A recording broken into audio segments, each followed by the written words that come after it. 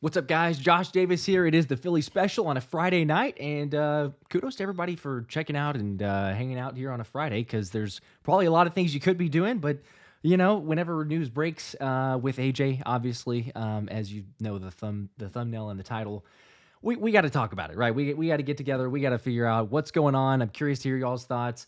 Let me know where you're listening to. Also, I'll give you a quick shout out as well. Going to be getting to as many comments as I possibly can. So appreciate you guys. Also, a quick shout out to, I mentioned this in the last video that I dropped, but you guys know this, but y'all are the best. Like, we just surpassed 40,000 subs in 10 months of doing the channel, which is just absolutely nuts. So really, really appreciate that. You guys are awesome. But let's start with maybe some injury report. Softly get into this because this is where this thing leads, obviously. So again, we'll start maybe right here with just the injury report itself, because that's what happened today. Most everyone probably knows it by now, but you had the Reed Blankenship, AJ Brown, Sidney Brown as the DNPs, right? So then you had Britton Covey as the groin. Curious to see if he actually plays against the Bucks, because we all know that he's a big influence out there on the special teams. And then Jalen Hurts, we'll get into Darius Slay, Devontae Smith, and DeAndre Swift, all full participants, which, again, is very good news. So the biggest news to that, again, is AJ Brown. Curious if we should go with the good news or the bad news first, as we're getting. I'll throw out some shout outs here too. Again, appreciate all you guys. Got Eagles Uncut. What up? What's up? How's it going?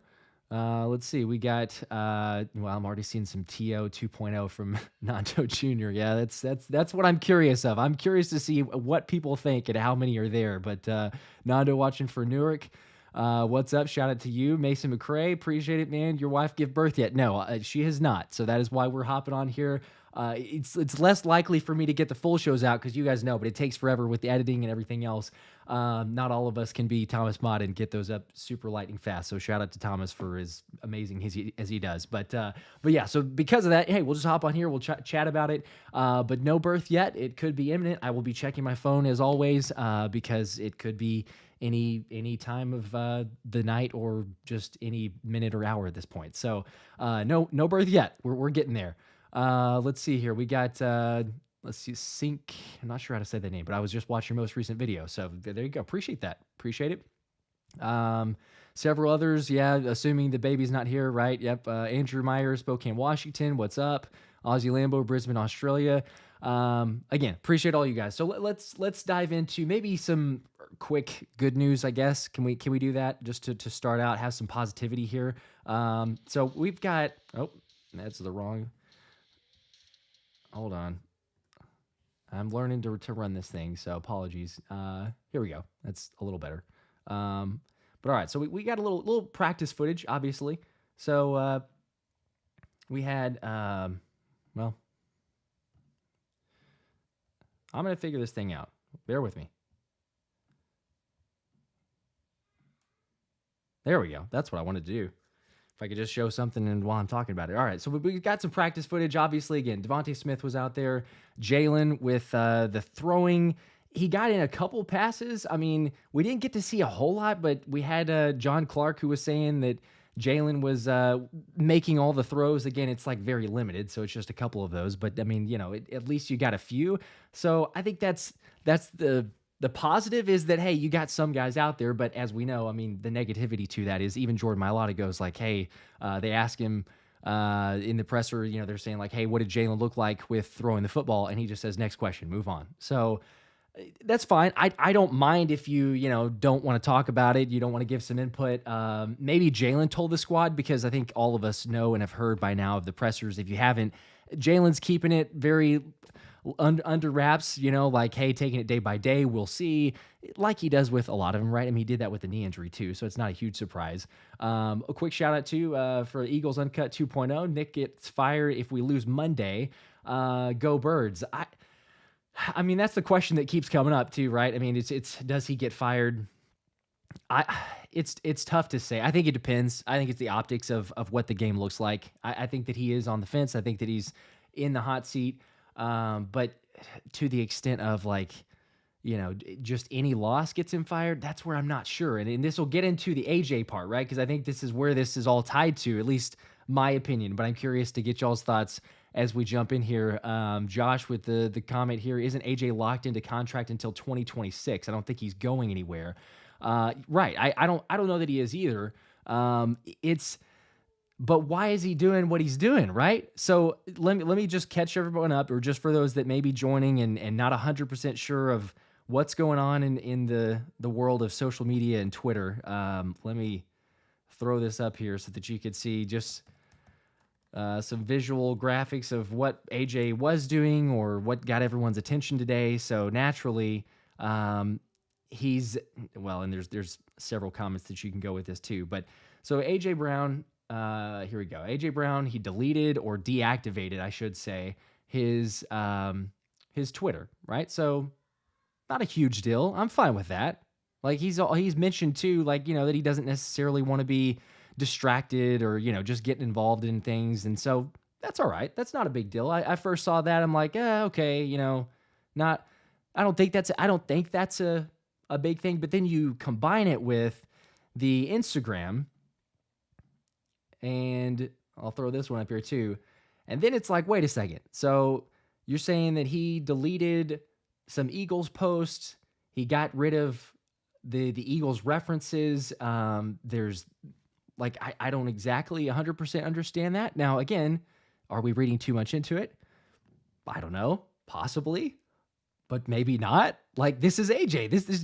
It's drama never ending that we see with AJ. And for some reason, this is, what we get a lot of times. And I don't know. I don't fully know what to make of it. I'm trying to piece together a thought on this because, whenever AJ, I think it's worth mentioning, right? Like whenever AJ was at Tennessee and they were at odds, or there was a very close chance of him leaving. And then it's like Vrabel says, there's no way this is going to happen. And of course, we know what actually did happen. And sometimes the head coach doesn't have control. And that may be a similar-ish situation here with Philly of the head coach not getting control. But I don't know that it's correlated necessarily to this situation with AJ, because as much as it's probably some negativity, like AJ's not, this is not signifying he's done with Philly, is it? I mean, I'm curious to hear. I'm going to get to the comments. So let me know where you're going, where you're at with this. But is this signifying more of like, for some reason, AJ's like fed up with the Eagles? He's fed up with Sirianni possibly. Is it Howie? Or is this just like the equivalent of a LeBron James 0 dark 30, right? Like you just get into playoffs. Hey, I'm going to shut it down. We're locking in. Although AJ's maybe not going to play, if, according to the report, Philly Mike has a source that AJ's not playing Monday. So I don't know. John Clark said that the team feels like there's a positive hope that AJ could play. So there's, both sides there. But again, it's like, I don't know. I don't know. I go back and forth on these. Shout out to China. What's up? I will fight anybody that has a problem with AJ before I'll let y'all troll him out of Philly. Yeah. I like that. Yes. Come on. I mean, AJ's done more than enough to get support, right? I mean, I think it's ludicrous for people that are saying like, get over it. He's a diva. Done. There's diva in most wide receivers, and AJ's made comments. That's what was it? It was last season, I think, in the playoffs, right? Even maybe the divisional round, where he goes, I'm not a diva receiver. Like I don't need the drama, and I'm not going to be always asking for it necessarily, but at the same time, I kind of am. So there's some contradictory statements there, but I think that's what you want from your grades, especially from a receiver. Like it's never enough. You give me 10 receptions that game. Well, I wanted 11. You give me 20. It's never enough. So that's what makes him so good. But yeah, like, come on. He's emotional, as we know. And I don't know, maybe it's just more of a situation where he's just trying to try to lessen the distractions. Maybe if he's injured from that side, I don't know. There's a shout out to, we got a super chat here from it's your boy Aaron. Appreciate the 5. Let me know what you got a comment. Shoot another comment up. I'll put it up here. There's no comment with that, but appreciate the super chat. All right, I'm gonna get to these comments here. So let's go. What are y'all's thoughts? I'm curious. All right, we got 6'10" Josh. I pray he's just locking in for the playoffs. Yeah, that's where I'm at, man. I love the name too. Josh is a good name. Let's see, Chris Gregg. I don't think so. He's just trying to lock in for playoffs. There you go. That's where I'm at too. China, AJ's big reason we got to the Super Bowl last year. No doubt. No doubt. Even in the games, you look at the games that he didn't perform necessarily on the stat sheet. I think everybody realizes, AJ does so much, and there's no way we would have 11 wins. Let's be honest. I think we, again, all realize this. There's no way that we would have 11 wins without AJ. The fact that he has the record for 6 straight games of the over 125 or got that, at some point this season, earlier in the year, right, wrong, or indifference, this offense is a high school offense. But this offense is a high school offense that has ranked fairly well enough because of A.J. Brown. I mean, that's just, truth be told, it is because of A.J. Brown. They don't scheme him open. He could be doing so much better if he was on an offense that they would scheme him open. But the fact that he can still be as dominant as he is, it speaks for itself. So, yeah, for sure. There's no question that A.J. got us there.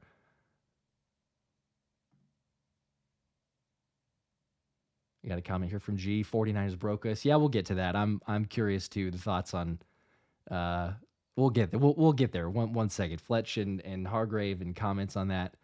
Let's see. We got Steven here. The knee tweak didn't have a lot of force. It was more sudden scary than anything. He was fine after the game. I think so. He he looked okay, right? He walked off the field. He was shaking hands, hey, giving high fives or just, saying what up to the players.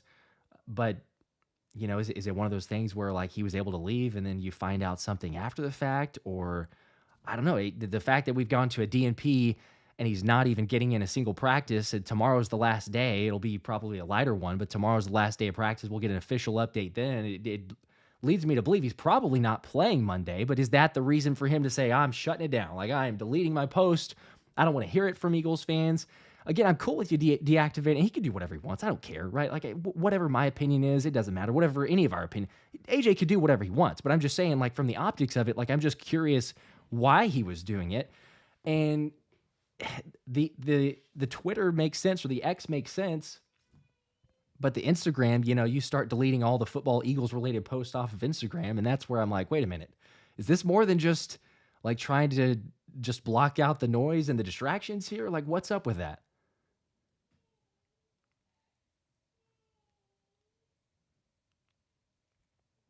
There's a Rod John. What's up? With the weather, it's best that he doesn't play. Give him the extra week and put Julio out there as the wide receiver too. Yeah, with the injury, I'm with that. There's so many options too with what you can do, even though we won't have AJ, or I wouldn't think that we will. We don't know officially, but yeah, there's a lot of options. You can still be effective. Another super chat. It's your boy Aaron. Okay, so I'll get this up here from previously, but he said he did this last year. He may do it to focus. Okay, did he do that last year though? If he did, that's on me. I didn't realize that he did it last year on both accounts. Again, I'm saying for the deactivate or just kind of go quiet, that's one thing, but I'm talking about did he delete all of his Eagles posts? That's the part that I'm not sure. He may have. I didn't see that anywhere, but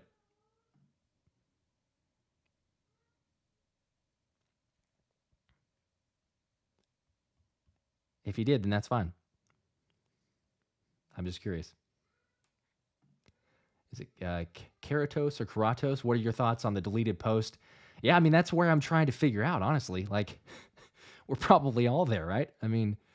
It's I don't think I'm kind of with Nathaniel Bowden. What's up, man? He says that's not zoning in. It feels like it's more of a distraction on his side. If it was just a deactivating on Twitter, then I would say, sure, yeah, he's getting ready for playoffs. Cool. Check out. You go delete posts. It just makes me think of I don't know, probably everyone's done this, but right, you've been in a relationship with someone, right? And whenever you break up, or right as you're about to break up, what's the first thing that you do? You go to social media and you're like, I'm deleting all these posts. Everything that reminds you of, whoever you were with, get rid of it. And pretty much everyone's probably been there, done that, right? You know someone who has. So that's the only part to it. It's a one thing, again, you deactivate and get off social media, period. That's one. But you go through and delete the history that you have with someone else, and it's like, huh? Explain that to me. It doesn't completely compute in that scenario. I don't know. I I hate that, it continues to be such a big issue. And yeah, maybe I'm making it worse because we're sitting here talking about it on a Friday night. But like, I'm just curious what's going on. Like, I love AJ. You guys know the content that I put out in the shorts, and like I love his, like happy go lucky. He likes to troll, sarcasm. Like that's awesome. I love that part to it. But it just, I'm just very interested to know why he's deleting Eagles content from his Instagram. It's odd. Hanky Panky, AJ was in the MVP discussion. He was. He could have gotten there too. That's on the Eagles. I believe that. I really believe it was on the Eagles. You scheme him open, help him get, I don't know, better routes. You throw him the ball to more slant routes. It's a given. He gets it every single time. Trying to say the same people in the chat saying AJ is crying over his deleting pictures on Instagram. Yeah, I mean, I get it. It's a very polarizing topic. I know that. It's I'm curious because, and here's another one from Daz. I'll throw this one up there. He would just deactivate his account if he was locking in. He deleted all his Eagles stuff, so it's beyond obvious he's mad at the Eagles.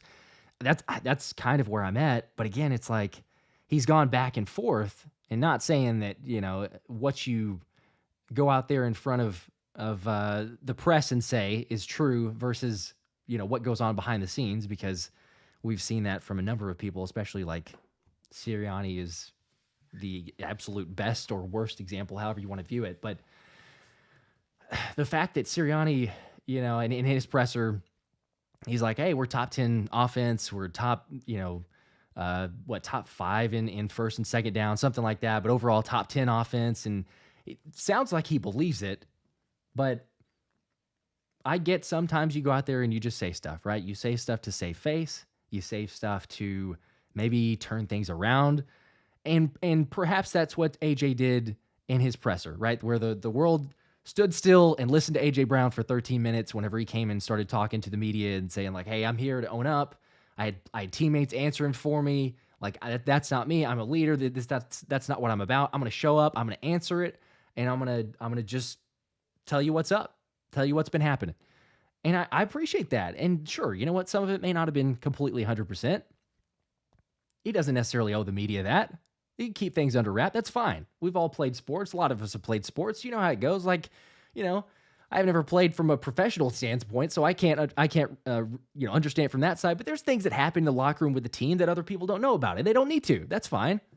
But the fact that he goes out there and, like the Jordan Mailata saying, hey, you guys, you don't know AJ like we do. He's a leader. You got the escape room.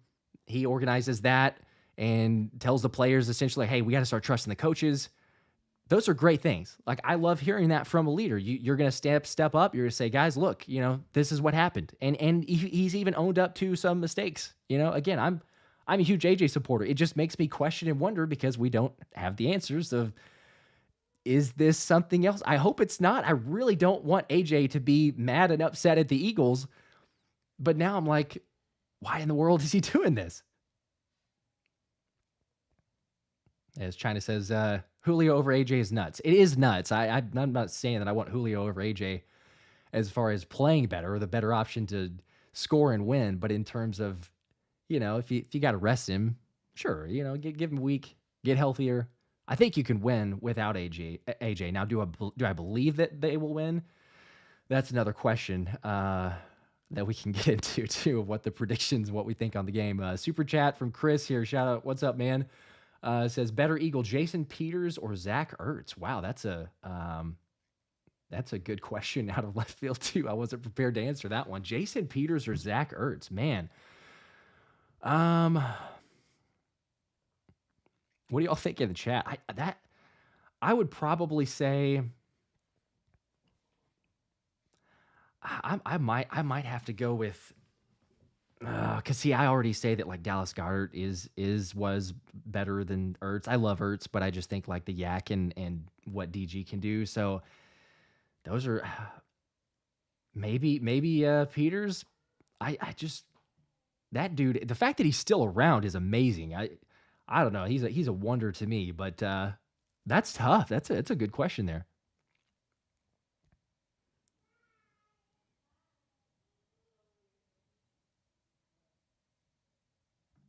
Reese's buff here. AJ deleted his stuff. I saw a comment earlier from someone else too, but AJ deleted his stuff last year before the playoffs. But I do think there's some issues between him and the coaches. He could have easily been the MVP. Absolutely, could have easily been the MVP. And again, I didn't remember him deleting like Eagles posts or content. So that's the difference. I feel like maybe he did, but from all the looks of it, it was all Eagles related posts. It's not just like, hey, I'm shutting it down, going dark. It's everything, which felt strange. And that's and I'm yeah I'm this is not my burner account, by the way. This is just another cool dude named Josh. But he says, do we actually have confirmed he deleted stuff last year, or are people making stuff up? I don't know. I haven't found anything yet. I didn't see it, but again, that's not to say it's not true in the world and age of information. It's possible, but I would have to either somebody send me something, DM me on Twitter, or shoot me a note, because I'm curious. I am curious if he did that last year, and to what extent. I would believe he'd shut down something, but again, I'm just curious how much. Chris Colbert, who does that 2 days before a playoff game? He has to think smarter. I know he's upset, but this will be all over ESPN Monday. Yeah, you bet it will. Without question. I mean, you would already have some stuff about Eagles controversy. Is Sirianni going to get fired? Because remember, the ESPN report from Tim McManus is that Sirianni being fired is in play for whatever that means. And Jeffrey Lurie has been around the building a little bit more frequently, as some would lead you to believe. Again, it's how often is Lurie already around the building? But some people would say a little bit often, a little bit more. But I don't know. It's definitely going to be on ESPN though. You're for sure going to get that coverage. That is without question. Freed Allen, hi Josh, loving you in Virginia. What's up? Appreciate that.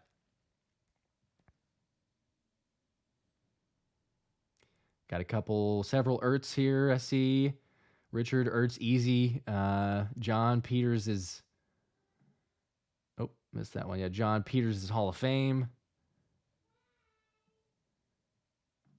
Brian Zach Ertz, we won the Super Bowl without JP. That's true. I mean, I get it, but I just it's a good argument. It's hard to say. I feel like I still probably go JP over that, but you're right. I mean, Ertz got the Super Bowl, so maybe you have a little leg up. I can't fault you if you go with either one, honestly.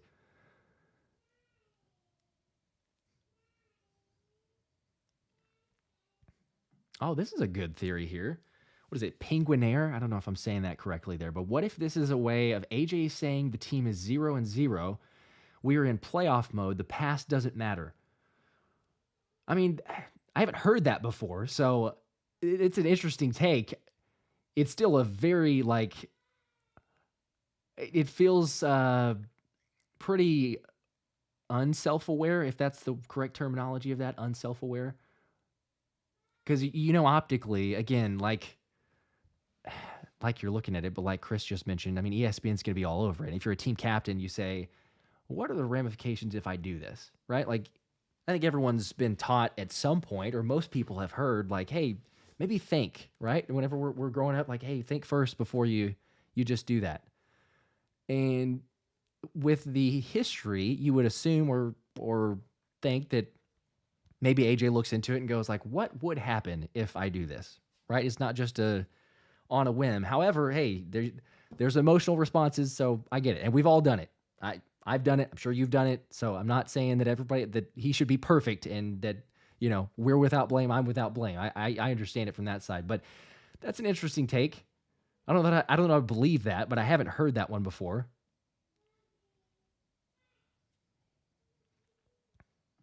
What's up? The technician from North Carolina. There you go. Brian, I wonder how many $100 bills AJ put in his back plate this year. Yeah, I'd have to do the math on that, honestly. Quite a bit, though. I mean, he had a good year. maybe several 100-yard games and all the touchdowns that he has. Team Birds, Josh, I wish the best to you and your baby. Thank you. Appreciate that. Charlotte is she's in the oven, and we're waiting. We're counting down the minutes, hours, days, whenever it's going to be. The official due date is for those that are curious in the baby watch. I feel like I should have like a official update or just tracker for everybody, because you guys are awesome with the hey, how's it going? But the official due date is on Sunday, but we're told it could be anytime. We're surprised, honestly, it hasn't even happened yet, but that's where we're at. Chris, man, isn't taking the time to delete certain social media posts not locking in. Depends on what you believe locking in is, but yeah, I don't think so. It takes a little bit of time, maybe not a ton, but you're still thinking about it. Let's see what's up. Furious Eats here. Believe everyone. We win as a team and lose as a team. I said it from the beginning. Something has to be going on internally, behind closed doors. All we can do is support our birds. Fly, Eagles, fly. I'm still supporting. I think just about everyone. I know there's some people out there that have abandoned ship, but like we all know. I get it. We're emotional. Like we've survived through the thing. We've had a lot of heart attack finishes, both good and bad, but I'm still fully on board. You guys know that. It's just maybe the belief is somewhat shaken. They need to prove it to me. We've gone beyond talk is cheap, and it's like I don't really care what you have to say, honestly. Like I don't. You got to prove it to me.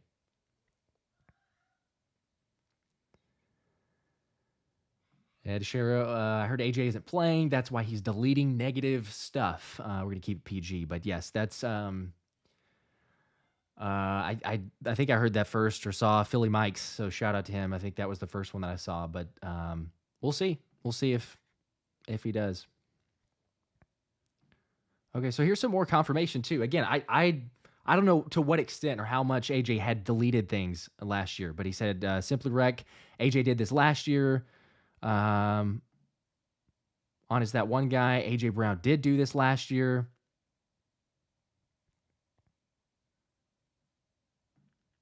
Jordan Manis, he doesn't have pics of himself either, not just Eagles content that got cut. All right. I mean, hey.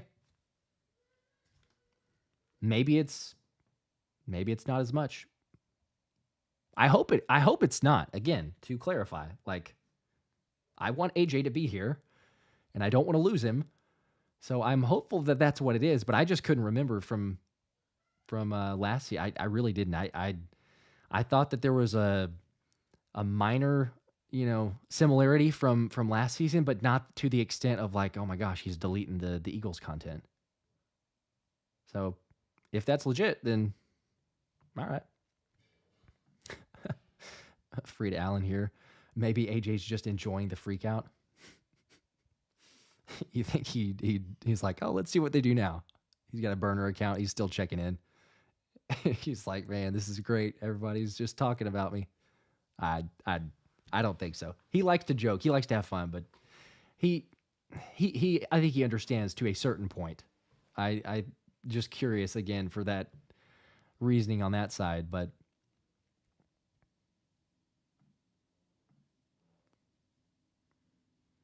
all right, get to a couple other super chats here too. Hello Mello, what's up? Appreciate the super chat. Eagles fans are insufferable online. Slay and AJ both keep getting hate online. They are humans.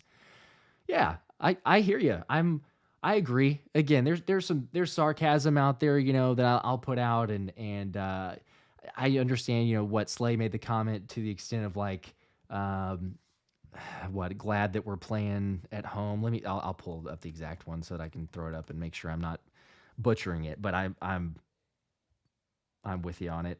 Let's see here.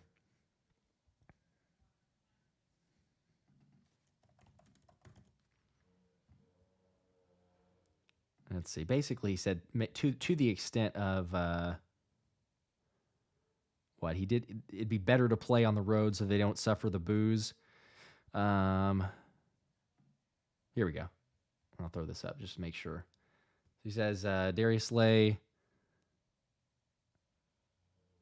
Yeah, says it might be good. The Eagles are hitting the road for the playoffs after losing 5 of 6. It might be a good thing to go on the road. They get to booing fast in Philly. Don't need the boos. And again, that's also why it's important to, and I think most people realize this, but it's important too to like listen to the quote versus just read it. And I try to as best I can. You guys know this. That's why there's so many like press conference clippings and interviews that someone had on the radio or whatever. Like if I can, I love to try to put that in there because context is key and tone is key. And just like it is with a joke or a story that you're telling or whatever, like the inflection of the voice is a huge difference. Like I could tell you that, hey, don't need the booze. Or I could be like, don't need the booze. It's totally different based on how you're going to say it. And also with the, you're not going to actually, I guess, see his body language too, which is another big facet of it. So again, you try to read that through it, but I agree. I mean, sometimes people just see the title or see the real quick quote and you can't get the full context in it. So got to do the due diligence. Another super chat here. Philly Special. This is also not me, just for clarity, but a good name. Love the name there. Cliff Kingsbury for OC. Thoughts? I don't know. Kingsbury's. I don't know. I'm kind of torn on Cliff because I went to Baylor. So for people that don't know that, like that's where I went to college. Got to see Cliff whenever he was at Tech quite a bit because I covered Baylor for the sports newspaper there, and so we traveled, cover the Big 12 and everything. So I thought it was weird whenever he got the job to the NFL. It felt like a strange promotion to go to the NFL, become a head coach there. I don't know. He's got a good offensive mind. I'll give him that. Just curious to see could he come in and how he helped Kyler in a way. Would he impact that? He probably wouldn't be worse, or I guess I shouldn't say he wouldn't be worse than just like the basic offensive scheme. I don't think that what we're running here, but I don't know how he would work with. I suppose it come down to as the always question is, but like who's the head coach? If it's Sirianni, I don't know. I don't know if he's going to be willing to stick with somebody else, or is he going to say, nope, we're going to run my offense. We're going to keep just going with it, even though it doesn't work, and we're not going to get the motion. I'm open just for new ideas, though, so I don't totally hate that. Just you got to be curious about the dynamics in play, and do those guys butt heads or do they work well together? I don't know. That would be interesting, though. Let's see. Brian Biding, Slay is washed. I mean, I don't know that I would say that, Brian. He's maybe like not to quite the level that he was last season, but like if we're talking about, and this is not a very good like rubric or standard to set, but again, like if you want to talk about the secondary for the Eagles, Slay's the best guy in the secondary. So, I mean, I don't know. I wouldn't say he's washed. He's maybe like average, slightly above average. I wouldn't go that far though.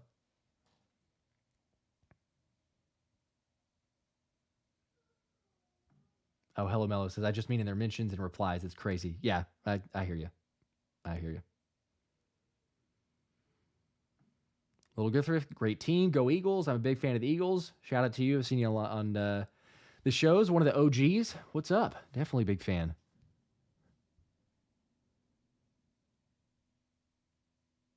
Adam says he's injured. It doesn't matter what he is doing on social media.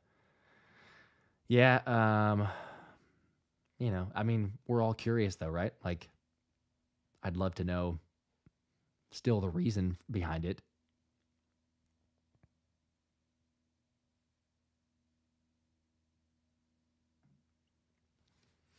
Leslie here. Yep, Josh, you can just archive certain posts so you can put them back up whenever you want. I think that's what he did because he just wants to worry about football and God.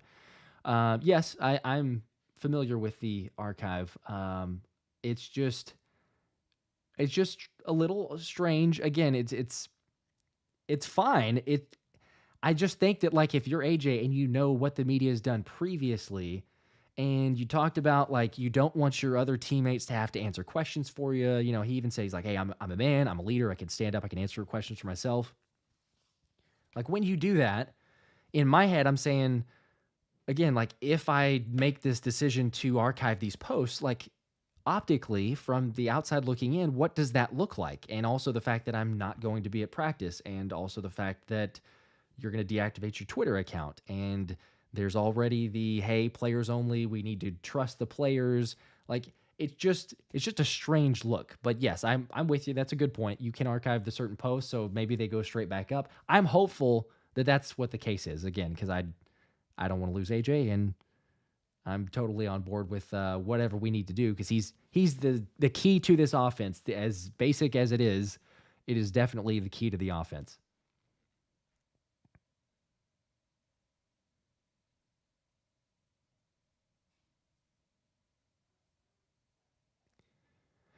All right, let's see here. Go to a couple other comments on this. Let's see. Simply wreck, but I think it's because of how bad the season ended that people are making a big deal about it, which kind of makes sense. Yeah, there you go. That's kind of my thought too. If we're sitting here like what 12, 13 wins, won the division, you had a couple games where like, it wasn't great, but we're okay. It's probably not as big of a deal. By the way, love your content. Appreciate that. Appreciate it. What is so? Let's also, and again, I'll keep coming back. Any comments you guys have on AJ, theories, questions, whatever, and I'll try to get to as many as possible. But curious to get the thoughts on what's gonna happen, because it doesn't look like AJ is gonna play, right? We don't know officially, but it doesn't look like he will. So if he doesn't, then you're going with Smitty, and you're going with Julio, possibly. And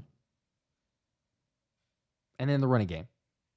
And Lane Johnson said to Sal Pal is the one who had quoted him, and I have it in the last show that I did, the last full-length video, but basically said like, hey, Lane said the way that we fix this, the way that we answer and get back on track is run the football.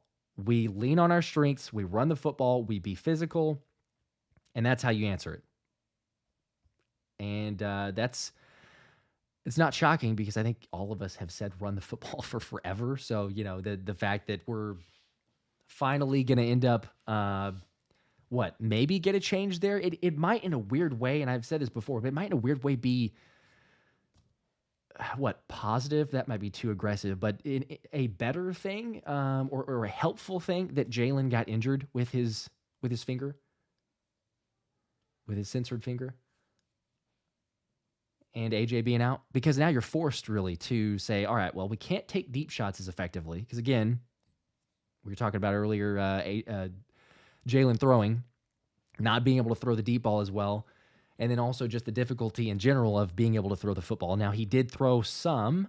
He was able to make some throws today. From John Clark reported that, as well as a couple other reporters out there. But like, he's not going to be as effective. And even he was kind of saying like, it's trending in the right direction. It's getting better, but I don't think that you would expect to, from all the reports that I've read, doctors and, extra speculation stuff. I think it's probably crazy to expect and think like, hey, Jalen can go back out there and he can be just as accurate with a deep ball that he was previously. So with that being said, the positivity there is, well, guess what? You have to scheme whether or not you were going to before. You have to scheme like, hey, maybe we take some shots over the middle of the field. Maybe we take some shorter passes for once.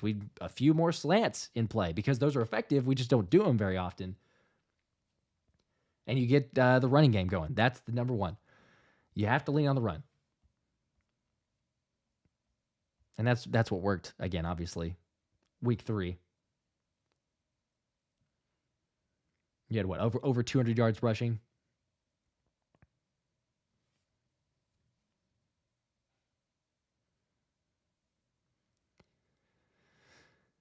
Big Wig traders, there's zero benefit to AJ being out or Jalen Hurts. That's preposterous. They still will run the ball. Okay, well, look, it's a little bit sarcasm. I understand, like, yeah, you want your playmakers and you don't want Jalen hurt, but I'm just saying, like, they don't run the ball. So maybe this is a helpful, because I think you could still win this game. I'm not saying they're going to, but I think you could still win this game if you just focus on, hey, you know what? Let's run the football, because we can't do a whole lot else. Like, we don't have our full strength. We got Swift, though. Swift is healthy. Kenny G is maybe hopefully in playoff Kenny mode, because he looked good last week. You lean on those guys. You get the O-line. Cam Jurgens is healthy. He's wearing a visor, but the eye injury seems to be fine. Not even on the injury report, I don't think. I say you lean on that for one game. Amanda, I take Randy Moss right now. How do you think Randy would be going out there? He might be able to do something, maybe. Jordan says, I don't even let Penny get in pads. Yeah, that's unfortunate. Rashad Penny probably won't. Although he's worse than what I thought, so I'll own that one. I pushed him for forever. I know there's some of you that pushed him as well. Not what we expected. Not what I expected. I thought Rashad would be better. I know he wasn't great in pass protection, but my gosh, that man should not be out there on the field.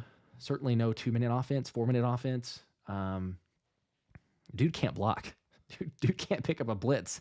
And as bad as we are against the blitz, are you kidding me? And you're gonna play the Bucks and Todd Bowles, who's definitely going to blitz? No chance Rashad suits up.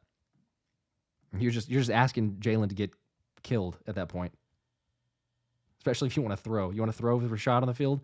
Hey, Jalen, how do you feel about that? You're like, no, get this dude out of here. I want Kenny. As much as I've hated on Kenny, I will say Kenny is for sure the best running back that we have in pass protection. He picks up the blocks. He picks up the blitzes. He does his job from that standpoint.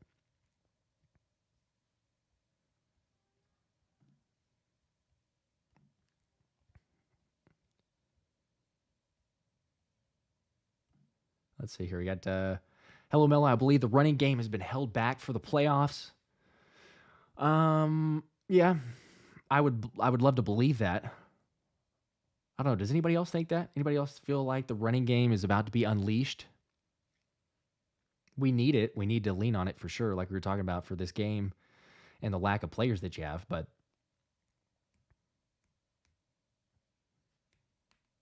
I've lost almost all confidence on the coaching staff. I know a lot of us have probably already been there for several weeks, but just what you're doing or what you're not doing, and also the fact that Jason Kelce's voiced his frustration and saying like everyone's pissed and hopefully we can rally around that. They released the hype video. If you haven't seen that, it's on the Eagles channel.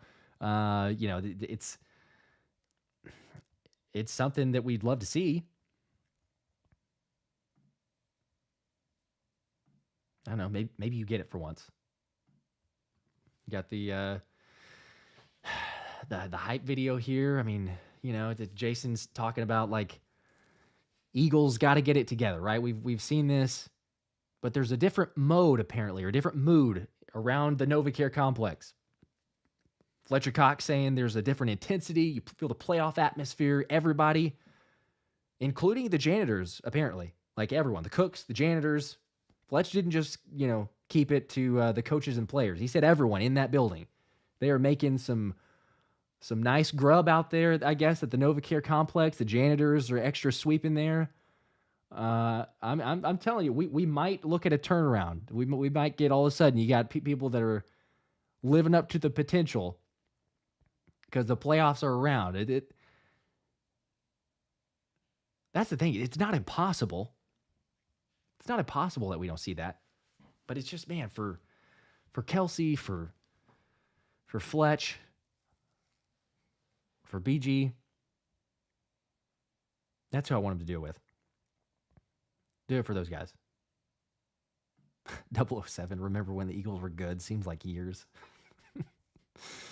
It does. I mean, there's a recency bias for sure. Yeah, it does feel like it's been a while. But we can get back to that level. Again, like I just played the highlight video for you. Like, it is possible, but there are so many fundamental flaws with the team that's the part that it's like, it's the difference between possible and realistic. And that's where we haven't crossed over into that area in more than 6 weeks, really. The 6-week stretch has been the most brutal watch, I know, but like we haven't crossed over in that time. Yeah, Thomas says has to for the running game. That's how we beat the Bucks last time. Yeah, I'm with you. You absolutely. Nathaniel Bowden, no. You play to win the game.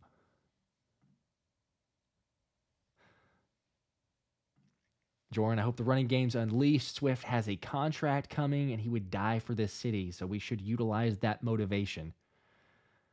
No doubt. Don't hold off on Swift. If there was a, hey, regular season, let's not run him too much. Let's a possibility of concern with his durability.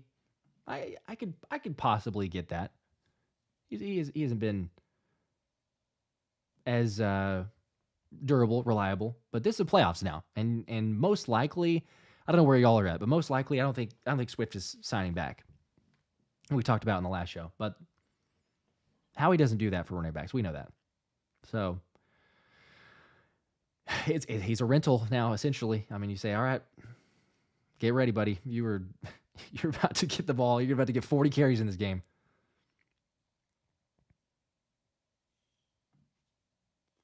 Let's say, is it Shante? I feel so empty at this point. I don't even know how I'll react if we pull this win out. I feel you. It'll be weird. I'm because I'm trying to temper my expectations too. I feel like that's about where I'm at. Like I'm hopeful, and I want to be optimistic, but I'm more just like, I don't know, like a quiet positivity maybe, or cautiously optimistic. That's probably still a little bit too confident. Is a cautiously optimistic. But if and when we do win, then it's going to be like, all right, I can't go overboard, right? Because it's still just one game.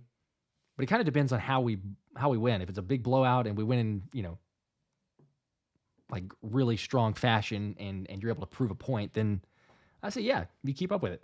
But we got to see it again. We got to have him prove it to us before we do anything else.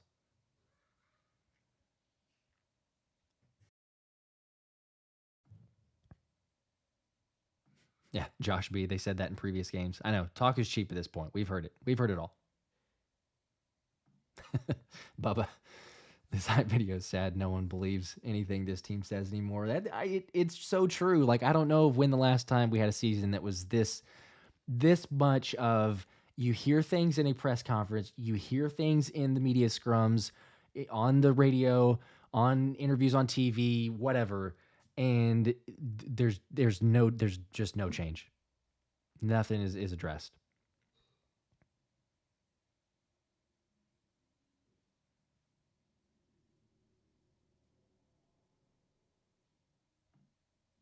Andrew said, that's so dumb. Jeff is at practices a lot. Even Eskin said so.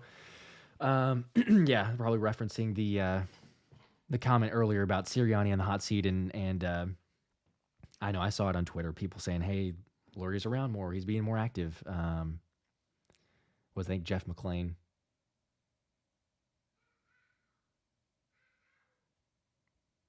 Are we talking about Jeff McClain, or are we talking about Jeffrey Lurie? I think Jeffrey Lurie.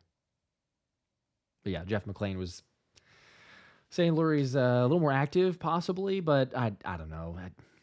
Who knows what to make of it? Nathaniel says, if we get trounced, that hype video could make us a laughing stock. I mean, I don't mean to be so negative, but like, don't we are we kind of at that level right now? Like, are we like maybe not a completely fully laughing stock, but we're like a mid laughing stock?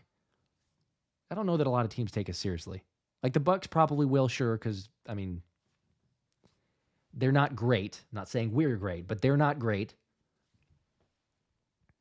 But the Niners feel that way. That's without a question. Listen to Javon Hargrave's interview.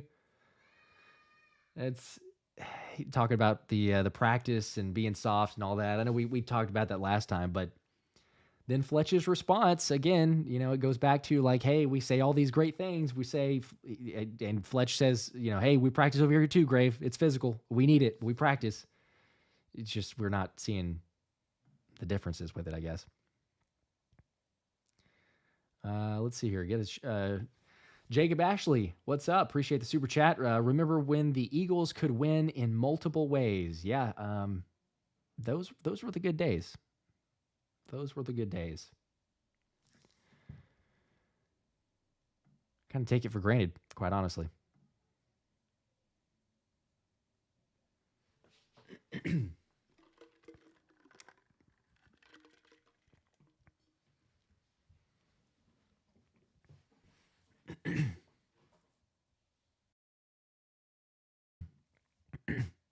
Yeah. Nathaniel, to be 8 years old again, my son still talks like the Eagles are the best team in the NFL. I love the faith, love the confidence. It's a blind faith sometimes, but kids are the best. Kids are the absolute best. It's fun watching their reactions. Hopefully they get a win for him. Thomas here says the heavy rain could cause the game to be run heavy too. That's a good point. Yeah, that's maybe it plays in our favor for multiple reasons. We got to get Jalen not throw, or can't maybe throw as effectively. AJ possibly out, and the weather being in play.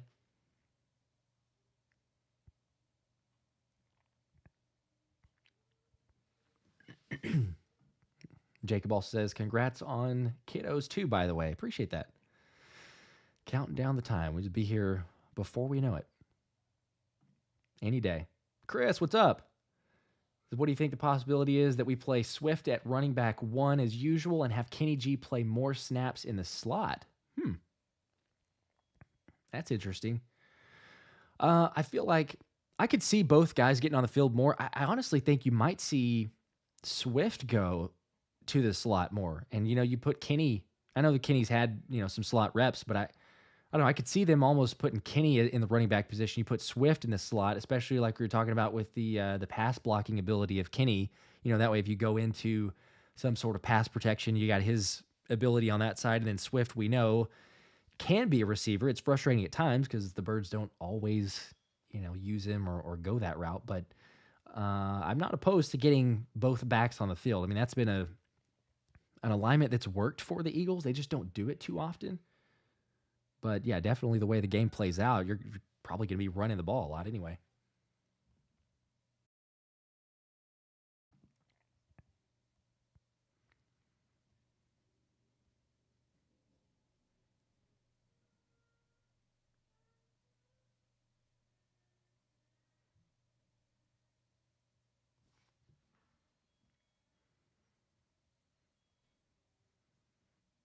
Let's see. Had another one from. Here's one. I was trying to find it. Bucks fan. As a Bucks fan, think AJ Brown playing Danger's game. Yeah, dangerous game or Danger's game. I don't know. I'm hopeful. It's maybe it's not. Maybe it's not a lot. Maybe it's no big deal.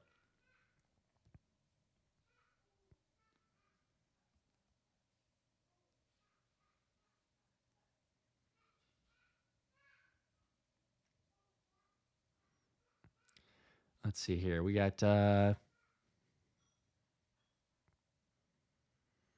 Mello. We are one of the best ran organizations in the league. Yeah, where are we at on that? How do people feel about the best organizations ran in the league? I know there's recency bias, right? It can be all of a sudden, oh my gosh, it's unbelievable, but then people turn quickly. And yeah, I don't think you could expect everyone to hit on all picks. For example, Howie Roseman, not all draft picks are great. We know that. Not all trades are great. We know that, unfortunately. Thought Kevin Byard would be better. He's not been as good. But safety is going to be a concern, possibly. I mean, you got Reed Blankenship most likely not playing. Because he was a DNP, right? And then if he's not, so you have Kevin Byard, and it's looking like Avonte Maddox. If you missed it, Byard was talking, kind of sharing more about that, but Maddox has been getting some reps at safety, been playing in that role. He didn't look incredible in the slot. I think we know that from the limited action in his return, but he didn't look great there to begin with. Bradley Roby strangely got benched or inactive for that game, and the Eagles played, Rashad Penny. So for the guy that is giving up the least amount, or I don't know how to word that, the best passer rating allowed or the worst passer rating allowed. Anyway, essentially one of the best coverage guys from the slot, Bradley Roby. Like, I'd say you play him, you move Avonte to safety. I guess it's the best option since Sidney Brown is out. for the season with the ACL. And then you got Reed Blankenship, too, who's probably not going to play. Again, we'll know for sure, the report coming out tomorrow, but looking like there's going to be a couple of them for sure.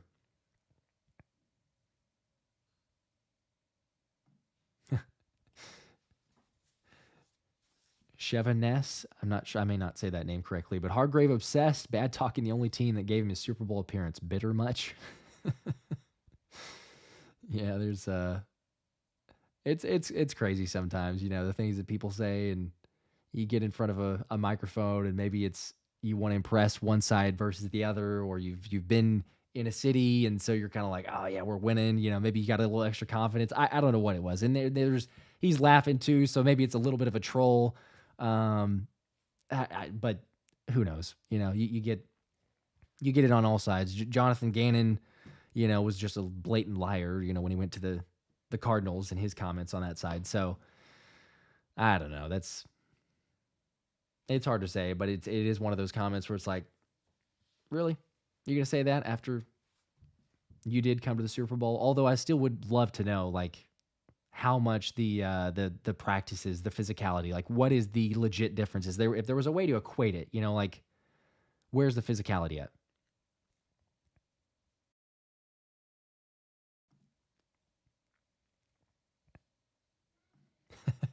In Buck, I'd love to see both coordinators take jobs elsewhere or the couch. What are the odds BJ gets a head coach spot somewhere, or is it just the Rooney Rule why he is getting interviews? Yeah, I mean, I think it's the Rooney Rule. I know you guys commented quite a bit. I was just joking and making fun of, like, it'd be great for BJ. Like, I'd love for him to, advance in his career. I'm totally supportive, right? Like, this dude is awesome. This dude is phenomenal. The way he's turned around our offense, and, you'd love to just see him move on and up. But, like, it's not totally BJ. And that's the hard part, is we just really don't know to what full extent. It's Sirianni's offense, but is BJ as bad as he actually is as a play caller? Is he being restricted in a way? Would he be better in a different instance? Can he groom a young quarterback? Because the Titans and the Panthers are the coach or the teams that are looking at him and interviewing. Maybe there's a consideration.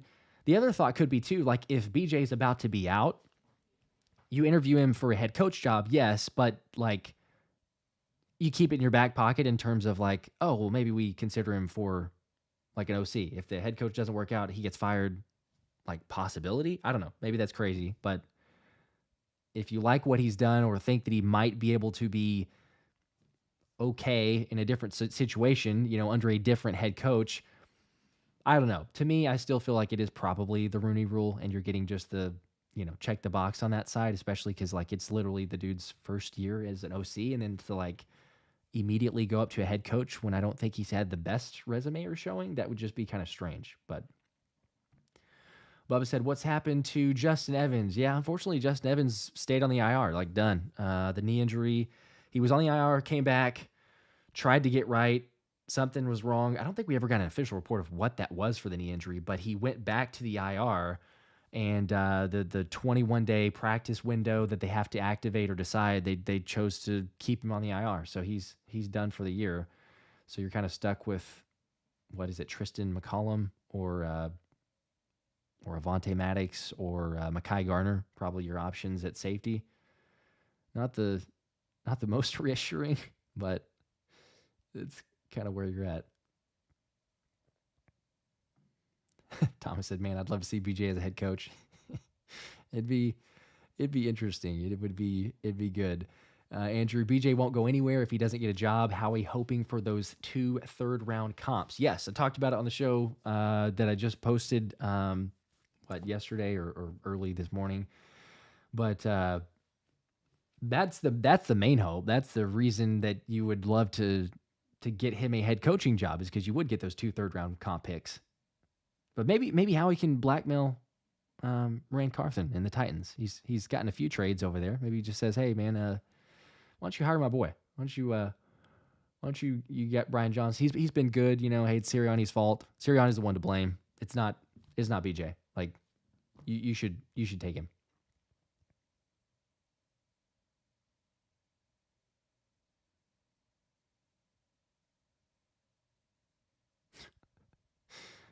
It's just funny the different comments and either hate on that side or I don't know. Everyone's not happy or thrilled with the offense. I get that, but it's lots of frustrations there. What about Sirianni? I mean, we could talk about that too because the playoff game, the situation here.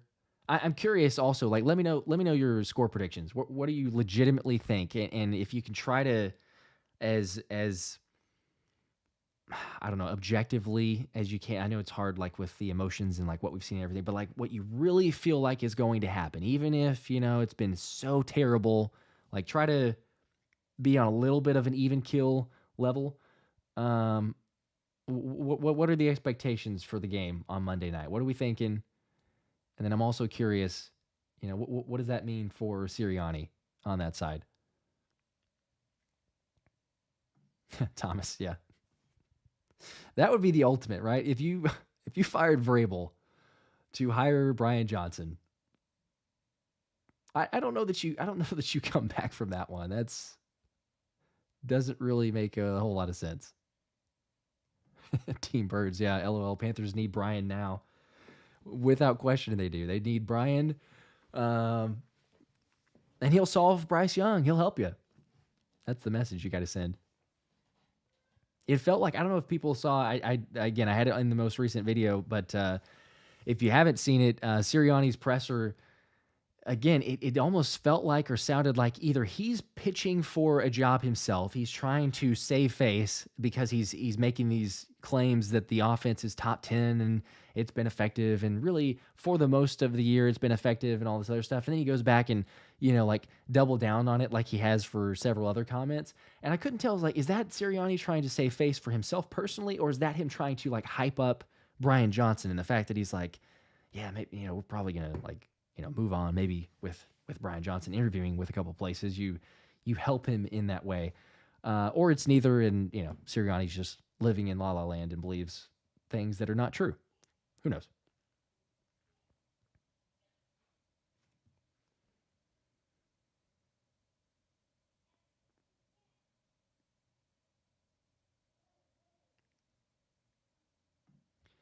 Magic, there you go. This game will look just like the first game. I hope so. 25-11. Run the football. Dominant. Defense shows up for once. Finally. Do you believe in Matt Patricia, though? That's the question. Who believes in Matt Patricia? Is there anybody? Anybody in the comments? I will throw up your chat and your comment if you truly believe it. Don't just put it up there to get your comment thrown up. But I'm curious. Does anyone legitimately believe in Patricia's defense for this game? Team Birds, 45-21. I'm assuming that's Eagles, but 45-21. That would be wow.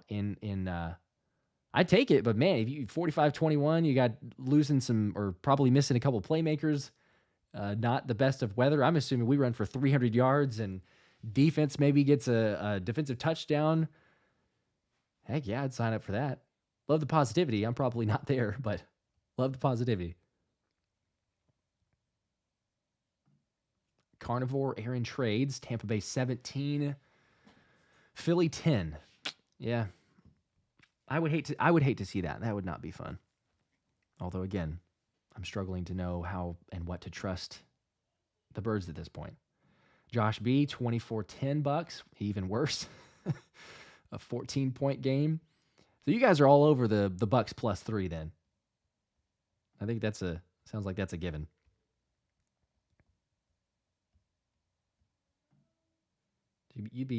So here's the only, and I don't know, you probably don't believe in this, but this is the only thing that maybe gives me a little bit of hope, right? Because you had the predictions on ESPN, and everybody's taking the Bucks, and I think we all know what happens when they pick one team.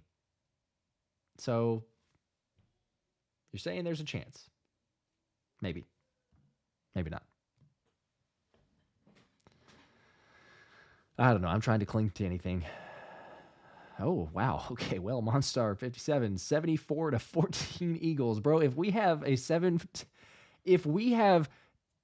okay. I'm sorry.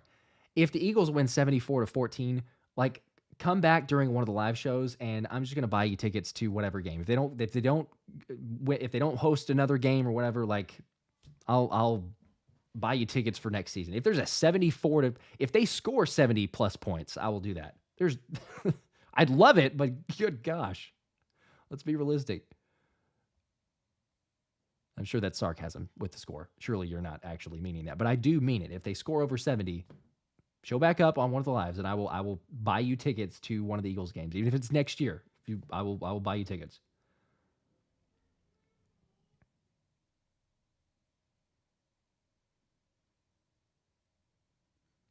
Stephen G says, "Hey, is it possible for Devin Allen to play? He is fast AF. He is very fast. I don't think it's possible. I believe he's still on the IR. He was designated for the IR. What was that? That was like, I could be wrong on this, but I think it was 2 weeks ago, maybe 3. And that was in an attempt to clear up space. He went on the practice squad IR, but it was an undisclosed injury. So they would have to...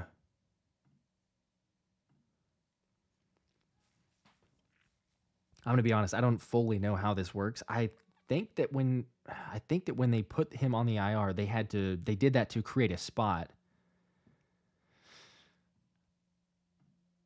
My assumption, again, I could be dead wrong. I think that they would have to release or cut someone from the squad to then activate him to the practice squad, and then he could, be activated for the or elevated from to the active roster.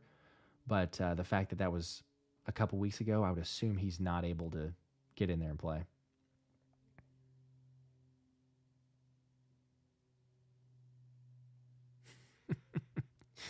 Brian. Nick reminds you of... Oh my gosh.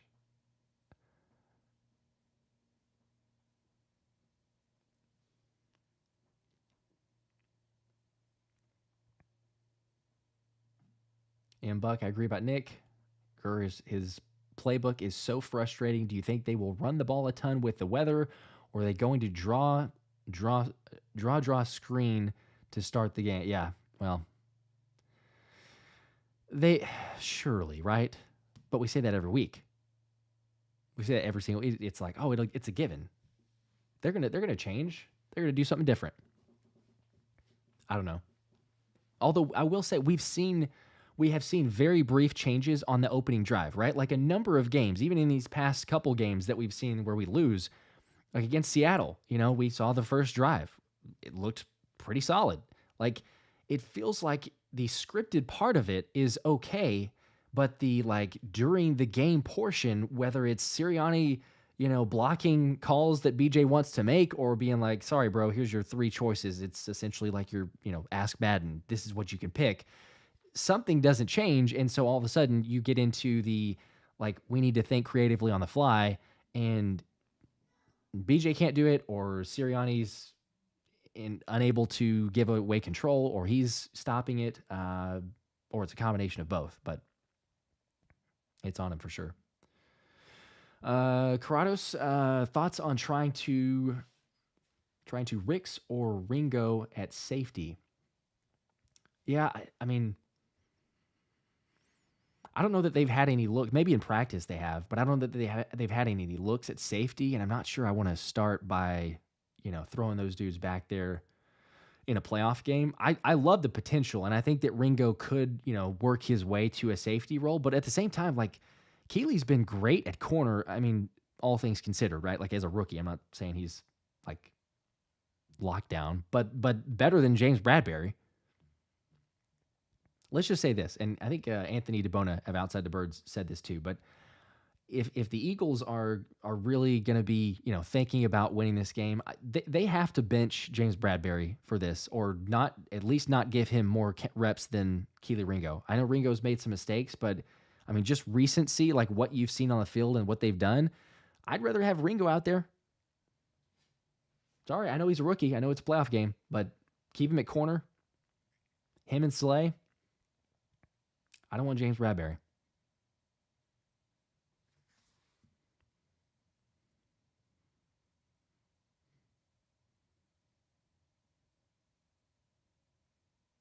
Not a lot of people believing in Patricia, I see.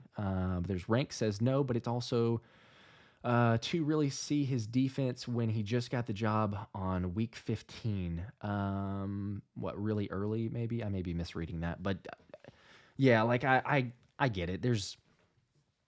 It's tough whenever you're looking at it from he didn't have as much time. He takes over. It's really a Desai's defense, but he's calling it and he's trying to implement different, parts to his scheme kind of into it on the fly. I understand it's not easy, but when you're looking at it and you're saying like, okay, well, could it be better? Could it be at the same level of what Desai was doing? And it's been worse.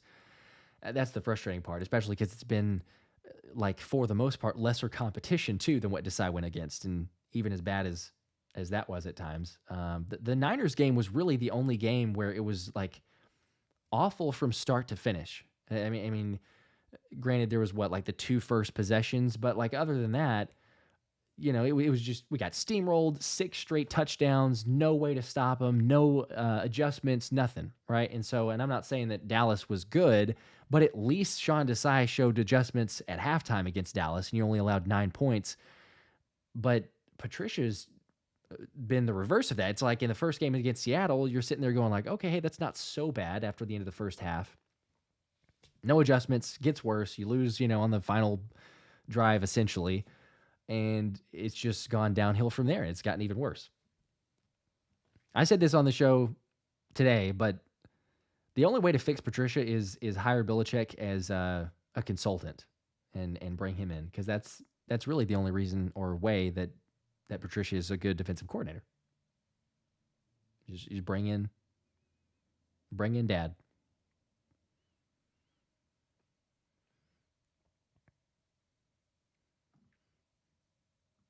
Although we got Jacob Ashley, I don't think Patricia is going to cost us the game. Personnel hasn't been healthy, and it's been a transition to new terminology. I think he's got it. Okay, well, hopefully. I really do hope so.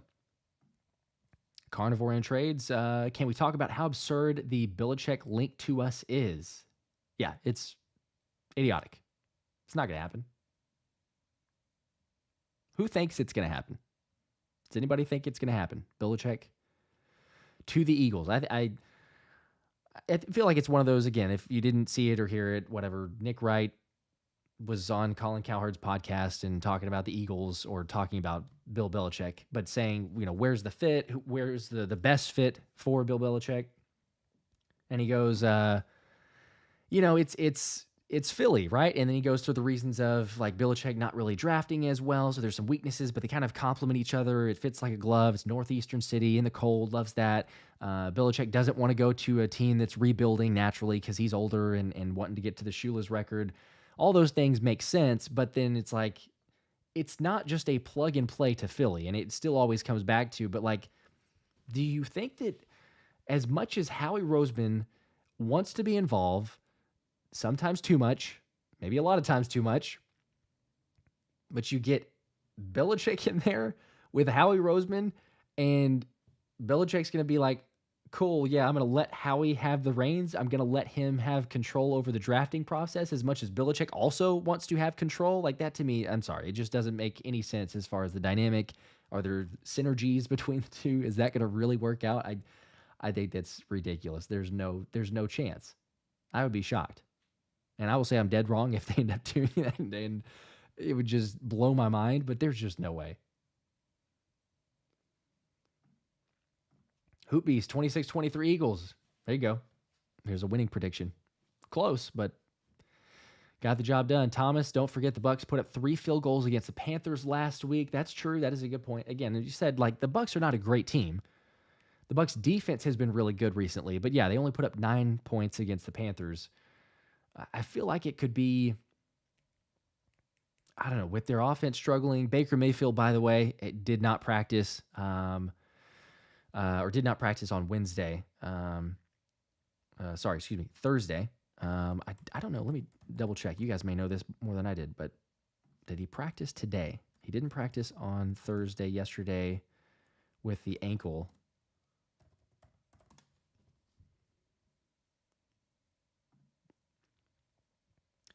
There we go. Limited participation. So he did get back in. Not a huge surprise. I figured, Baker's going to play. But he's banged up. Banged up with the ankle, banged up with the ribs. But, it wouldn't totally shock me if all of a sudden you're going like, yeah, they have some issues. They're struggling. You get into more of a defensive battle, not super efficient, especially with the way the weather's going to be. But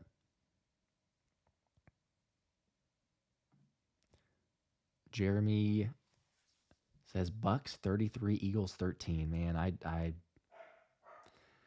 recently how they've played and everything, can't totally fault that, but it's I really, if that happens, Sirianni's getting fired. That's what I truly believe. I mean, it's just so many showings back to back. Again, I know his record.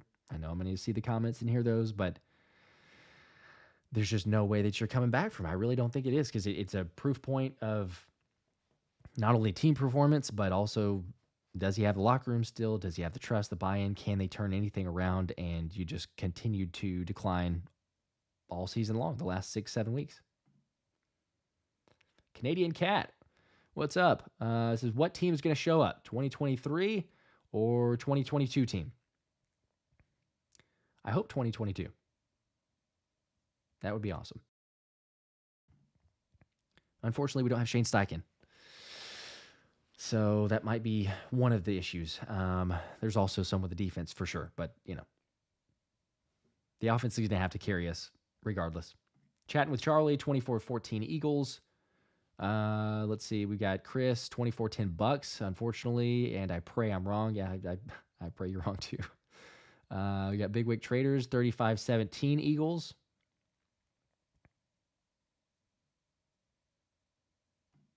Nathaniel, the backups last week, at least played with life. Let's get Britton Covey out there.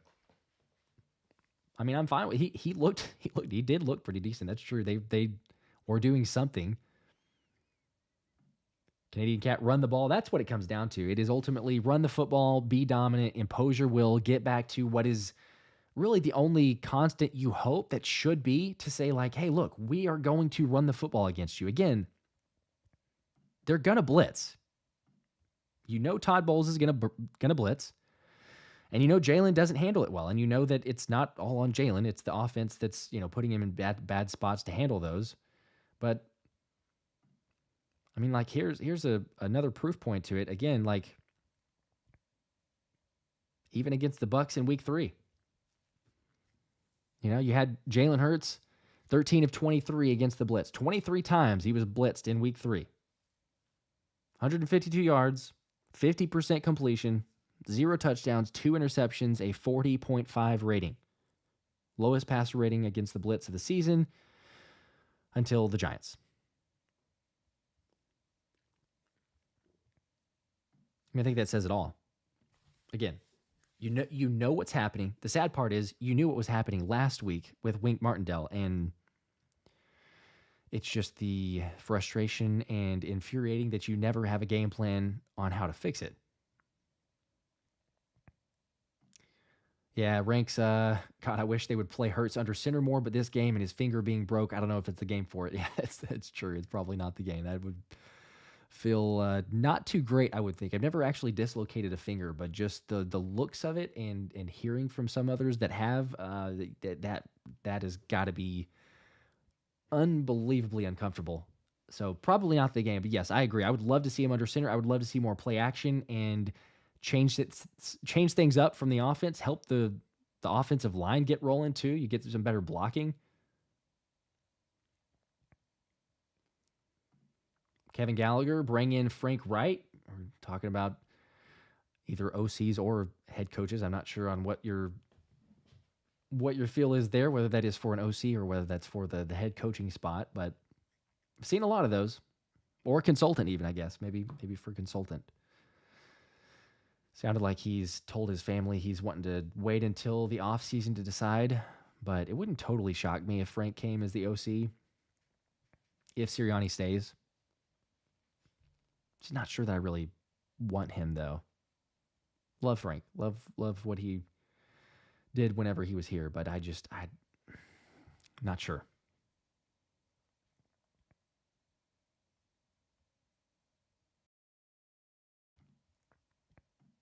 Tom says we can draft up quite a bit because it's QB heavy, right? I think so. I'm going to be honest. I don't know 100%. I've seen some reports of that, but I've not gotten into any draft coverage, and I'm also not an expert whenever it comes to the draft. Someone who is a much better expert on that is Anthony DeBona, outside the Birds. So I've had him on a couple of shows, but we're going to have several throughout the offseason leading up to the draft. Thomas Mott and I obviously will have the full draft coverage going on for those. So, we'll definitely be checking out quite a few different players and letting everybody know of who to keep your eyes on. But I think there's a chance. There's a chance you should be able to kind of help yourself because of that. I believe O-line too. I think that might have been the other one that's deep there, and that's for sure a position I would expect that you're going to draft fairly early. I would say that.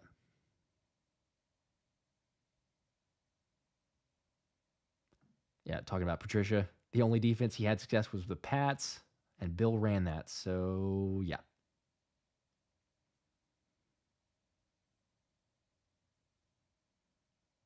Eagles Uncut. You can say it, bro. Patricia is trash. Yep. That's, Brian. Bro, F the pencil.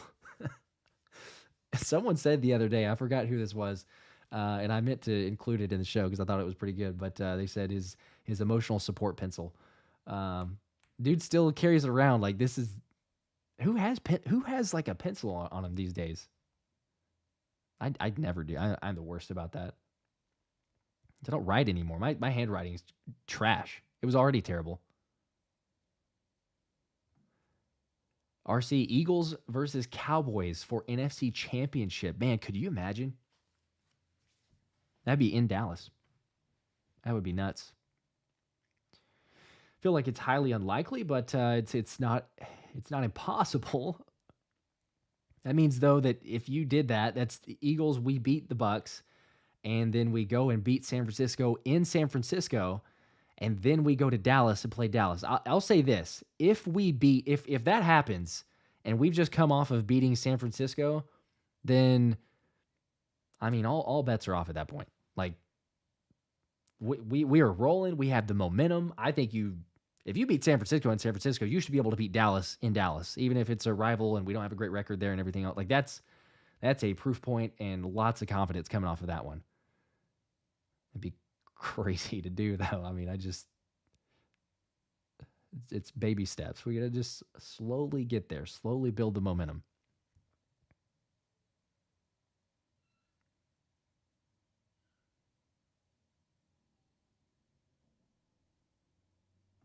John, yeah, it'd be weird having Belichick, Patricia as coaches. That would be very weird, strange, unlikely.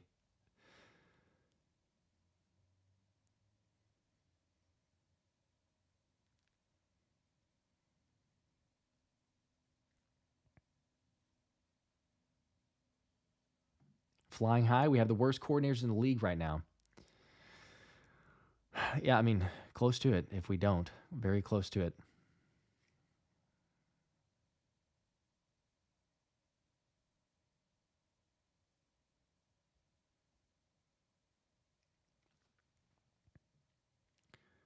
Let's see. Jacob Funk, what do you think we need to get position-wise next year, Josh? That's a good question. I mean, you got to get some on the defense, I feel like, but I'm curious if like how he's going to do what we would expect him to do, which is the trenches, and I'm okay with that, but I feel like we got to get D-line. So that's more of what, how he's leaning towards. But with Fletch most likely gone, BG most likely gone, you're going to probably get a pass rusher. And then I would love linebacker. I know, Trotter is the name that keeps coming out, and that it's just not going to happen. I hate it because it would be awesome to see Trotter in Eagles jersey, see that again. It'd be awesome, but I don't think that's going to happen. But I feel like linebacker has been so devalued. I've said this before, but I think that Howie, as great as he is at times, I think he's devalued the linebacker position, and it's costing you. And you're seeing it's catching up to you because there are other teams in the league, and you look at the Niners, who are probably the favorites, based on the odds. I mean, they're definitely the favorites to make it to the Super Bowl for the NFC, and the Ravens, who are the favorite in the AFC.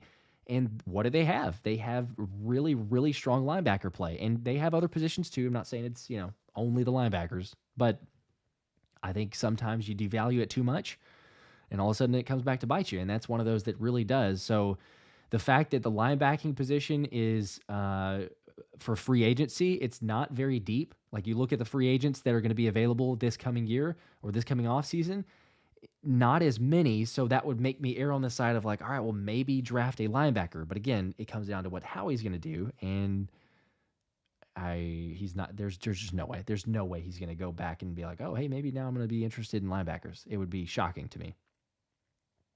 But I'd say be great if you got one of those. Offensively, probably do a lineman, right? I mean, you look at it and say Kelce's probably going to retire. Wouldn't you think? I don't want him to, but just the way that this season has gone, you would hope or think maybe it works in a positive way to get him to come back. But he's talked about his injuries. You watch the documentary. I'm sure we've all seen it. But the dude, like, it hurts. It hurts going through a full season, especially the off season, and you're trying to get ready and get amped up. Like, man, do I really want to go through this again? And if we get a first round exit against the Bucs, like, I guess I could see it either way. On one side, you could argue, like, oh, well, maybe it lights a fire because that's not the way he wants to go out. But also, like, what if he's going, you got to be kidding me. This thing is not close to running it back to a Super Bowl. This thing is not close to coming back and saying we got a chance.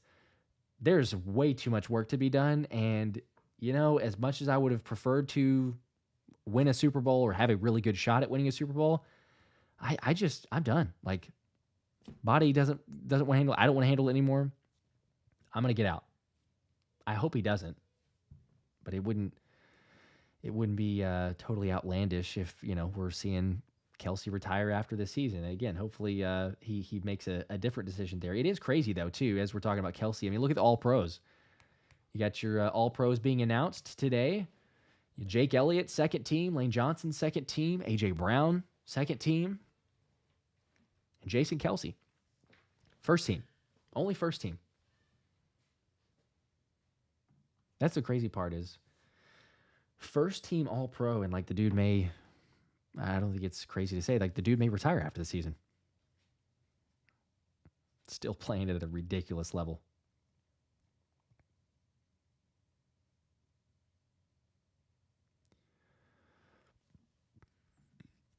Random Anton, what coach is going to come here if you get fired after 3 straight playoff appearances and a Super Bowl appearance? It's a good question. I mean, that's you're going to turn away people, right? I mean, who knows for sure? But Brandon Staley reportedly, whenever he was interviewing, did not decline the interview because of Howie Roseman. He had it scheduled, and then he said, "Nah, I'm canceling." And reportedly because of Howie Roseman and the tactics there, and probably, I don't know what, the control that Howie has and what the lack of what Brandon Staley was going to get. So it turns away coaches naturally, just the optics of it. But then, yeah, you make the point of 3 straight playoff appearances, a Super Bowl appearance, and that's not good enough. You get fired after that year. But you could also look at the optics, and I totally agree. That's why I say I think that Sirianni is coaching for his job. Is the locker room, the buy-in, the commitment, the scheme. Sirianni is not a good offensive mind. I really, truly believe that. I don't know how you could argue otherwise. I mean, just, again, look at the offenses that the team runs and the basicness that it is. Everyone understands or knows just about that it's a high school offense. So there's a lot of flaws there, and he's not adapting. Now, again, maybe it's Howie and maybe it's Lurie that are kind of handicapping that. But I also kind of wonder, it might be a situation where, you know what? Hey, Lurie and Howie are okay with that. They say, that's fine. We're not going to get a big name head coach because we don't want one. And look at first time head coaches. You have Doug Peterson, Nick Sirianni. Who's next? Some kind of random, kind of like, you may have heard the name before. You don't really know about him too much. I think that's kind of how they like it. Maybe it's a full-blown yes man, or it's at least someone who's kind of like, they don't have a proven reputation yet, so they'll listen to us. We'll have a little bit more buy-in and say with draft picks, players, personnel, scheme, all this other stuff. I think it's for sure going to be an offensive mind, though. There's no way you get a defensive guy, whoever it is. If Sirianni gets fired, if you're looking for head coach, there's no way. You paid Jalen all this money. You got all these playmakers on offense. It's going to be an offensive-minded person to come in and try to reset, I guess, and make a run in 1 year, turnaround, 2 years, turnaround. Something really quick. I mean, you'll have a lot of the personnel. Some of the other score predictions. Got Birds 24-13. There you go. Denali, are we going to run through the playoffs? I hope so, but I don't know. I mean, I don't know if a lot of people are really many people that have too much confidence to say that after what we've seen this season. Freed Allen, no one believes in Matt Patricia. Yep, I agree. No one does.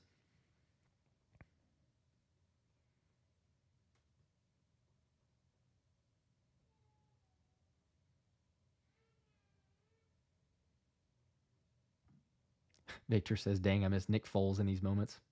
Yeah. Truly makes you appreciate BDN, doesn't it? That dude.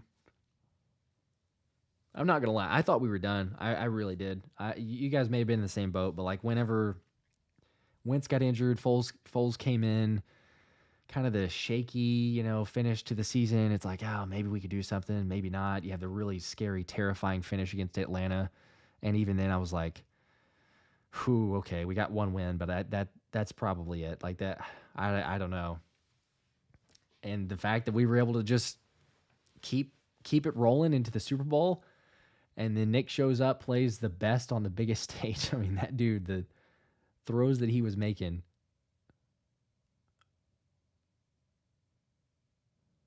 That is why he will forever be a legend. That's our guy, Nick Foles. Thomas Gray, suddenly I'm a huge Jordan Love fan. I think that's a lot of us. Definitely Jordan Love fans. I'm a Jordan Love fan by default because if again, a lot of people probably know this, but my wife is from Wisconsin, so she's a cheesehead. Her family are cheeseheads. And I'm perfectly fine cheering for Packers as long as they're not playing the Eagles, obviously. So it makes it that much easier whenever they're playing Dallas this weekend. So yeah, I'm a big Jordan Love fan. Can they get the win against Dallas? That would be awesome.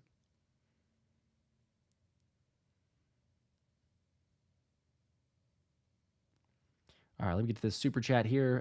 Young Truth 512, appreciate it. To be honest, Marcus looks more confident in active in the lineup than Jalen. He's just making poor decisions, throwing the ball up, and having a lot of picks.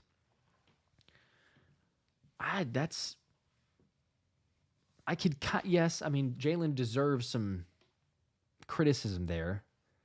I don't know that I'd say that's a tough statement, though. I get what you're saying, and Marcus looked solid enough against the Giants, but it was also like game over. I mean, they're going to win, so I don't know, and this is just me, spitballing, not looking at the all 22 and watching it back for Marcus Mariota's portion, but like, it wouldn't surprise me if maybe the Giants are kind of like, all right, hey, we're going to win the game. We're kind of dropping back a little bit more. You have a little bit more passive on the defense. You're gonna soft zone, prevent defense. Just let the clock run.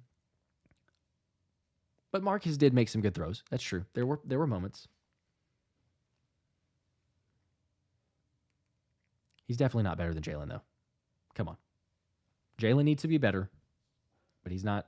Our hope is in Jalen, not in the fact that Marcus Mariota could somehow take over and this offense would look drastically different.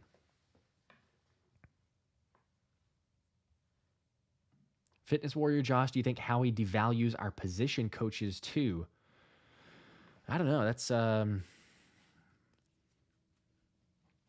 I wish we could. We're never going to get it. I wish we could have so much more of an insight into the world of Howie Roseman and especially the analytics department, because that's the thing is like we know that Howie Roseman and Jeffrey Lurie are all about the analytics, and these days, lots of people are, which is fine. I'm for like technology and making things easier, better, using that to your advantage, all that. That's fine. But there's also like that gray area of at what point is analytics too much, and do you need to use like a feel and understanding of the game and like an emotional intelligence, which is what, like, I don't know, analytics doesn't necessarily tell you. Um, so I don't know, but that to me is like a lot of what makes their decisions, and a lot of what makes their decisions not only about like players and personnel, but about possibly some scheme. Like that's the part that I would love to know, is how much of the scheme is on Howie Roseman, how much of the scheme is on Jeffrey Lurie inserting their thoughts and belief and understanding analytics. Which again, I did a show about that a couple of days ago. But just, the report from back in 2021, whenever Sirianni was being hired, that, the I guess the dislike of Alec Hallaby, who's the assistant GM, basically Howie Roseman's right-hand man, if you're not familiar with him. And he's got interviews, by the way, with I think the Panthers and the Commanders is who he did interview with. Obviously, the Commanders did not go that route, but I think the Panthers was also the other one. I believe it was two of those. But anyway, so he interviewed there, but Hallaby was not liked by a lot of people in the Eagles organization back whenever it was the Doug Peterson regime. And, quotes from like staffers were like, we'd get these like analytics reports dropped on our desk that were some analytics, but a lot of it opinion and not really backed up necessarily why we should be doing a certain thing or what we should be, taking direction on. So again, there's like not a lot of specifics within that, but it does lead you to wonder a question like, okay, so how much is that still going on? I highly doubt that you did that with Doug Peterson and you believe in the analytics and you keep all of the same analytics department or most of it, and it just drastically changes where you go, oh, hey, Nick, you're a like unproven head coach. We're going to bring you over here and we're going to let you have full reins. Like, we're going to step back and not insert ourselves here. You got it. Like, that's not happening. So I just don't know to what extent. But I kind of think that, he likes it that way because, sure, if you have someone who's not as, not as demanding, not as controlling in that situation, Sirianni looking for a great place to launch your career, a great opportunity in Philly, yeah, I'd jump at that chance. Even if it comes with a little bit of, okay, hey, but, Howie's going to be helping you with some of the implementation here. That's the part that, it's hard to say how much, but I think they like to have guys that are possibly a little bit less proven, and then that way they can maybe insert themselves or just dictate a little bit more on the personnel. I don't know, just my thoughts. Oh, what's up? Philly Podcast. Joe, what's up, bro? Go Birds. We're gonna find a way. Don't worry. LOL.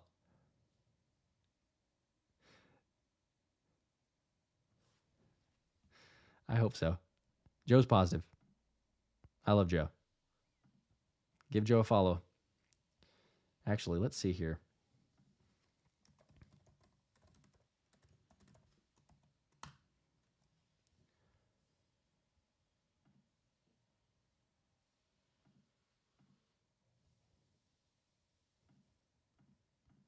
I do appreciate the positivity. Joe, if you're still there, I sent you a DM on Twitter.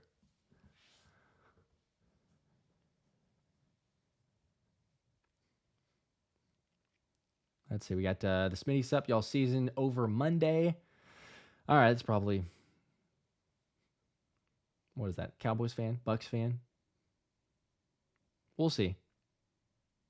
I'm not crazy enough to just automatically go against that, but oh, Joe comment another one. But if we don't find a way, I got you on draft intel. Absolutely. Yes. Again, by the way, that's why you got to follow Joe, because Joe's going to be covering everything from the Senior Bowl to the, I think the Combine and the draft and everything like he was last season. So make sure to go follow, subscribe to Joe. We're going to definitely have him on a couple different times. I was going to see if he's still on here or not, but I sent you a DM. So check it out on Twitter if you can. Oh, all good. All good. It was worth the ask. We're going to have him on soon, though. I was going to see if he'd be free to hop on for a quick second, but he is unavailable at the moment. We are definitely going to do that. So, all good. All right, let's keep a couple more of the comments here. What we'll wrap this up here in just a bit. I gotta go check on the wife. We're still know it's go time on the baby yet, but she's probably ready for me to help with our 2-year-old. So I need to need to jump off in a second. Let's see. Rats to Bats Wildlife Removal LLC. There you go. Little company account action. Do you expect a bunch of Eagles fans turn out in Tampa, considering everything going into this game? I would hope so. Like, we travel well regardless, and there was a lot of Eagles fans on Monday night. The tickets are not that expensive, actually. So for those of you in Tampa area, not too bad. You know, you could. I think it was like $100 the last time I checked. Could be wrong. I think it was close to that. Speaking of Tampa, Joe's in Tampa. You know, I don't know if Joe's going to the game, but there should be a lot of Eagles fans at that game. Really, you could take over the stadium or help out with some of it. Just don't boo, right? Like, or at least be somewhat patient. Can you do that? Is that too much to ask? I know we have the right to boo as fans, and like we can do it, but it did sound like that. Little tongue in cheek, as far as like Slay saying, it'd be better to play on the road because we don't want those boos, and it happens really quick in Philly. And Chris Long actually, believed this and said this, but if it's better that they're playing on the road because they would piss down their leg, the first mistake where they start hearing the boos and everything. So it's probably better to be on the road. I would love for a lot of Philly fans, hopefully you guys show up, the ones that are in Tampa or traveling. But, maybe we just take the supportive approach, even if it's a little bit rough early on. Show them give him the Trey Turner treatment. Joe said, you the man. We definitely gonna work, for sure. For sure.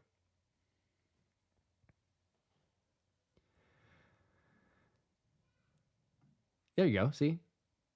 Joe confirmed it. I thought it was a lot of Eagles fans. I couldn't remember how many, but yeah, last game in Tampa was the Eagles home game.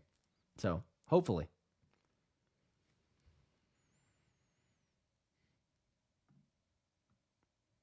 Let's see, Daniel, no matter what, I love my Eagles. I hate that we're not clicking. The boys need to get it together. Let's see here. I never traveled anywhere, and I'm 32. Well, you should. You should. Travel to an Eagles game, maybe? It's fun. I will say, traveling, watching a road game, especially when you take over. I've done it, being in Dallas, traveling up to Philly. Obviously, that's a home game, but then also watching them when they do come to Dallas. It's been a while, but the year we won the Super Bowl with the defeat there, Ajayi breaking out the run, Blunt, Wentz, those guys, it was fun, especially in Dallas, makes it that much better. But Fly Eagles Fly chants were all over the place, and Cowboys fans exiting AT&T was probably the best experience that you could have on the road, where there's a little bit of extra trolling. But yeah, it's fun. Let's see, another super chat. Young Truth, appreciate it. Faster ball release, faster out of the pocket. When pressure comes, he was getting in zone with AJ and Smitty when Jalen got hurt at San Francisco. I'm just saying. Okay.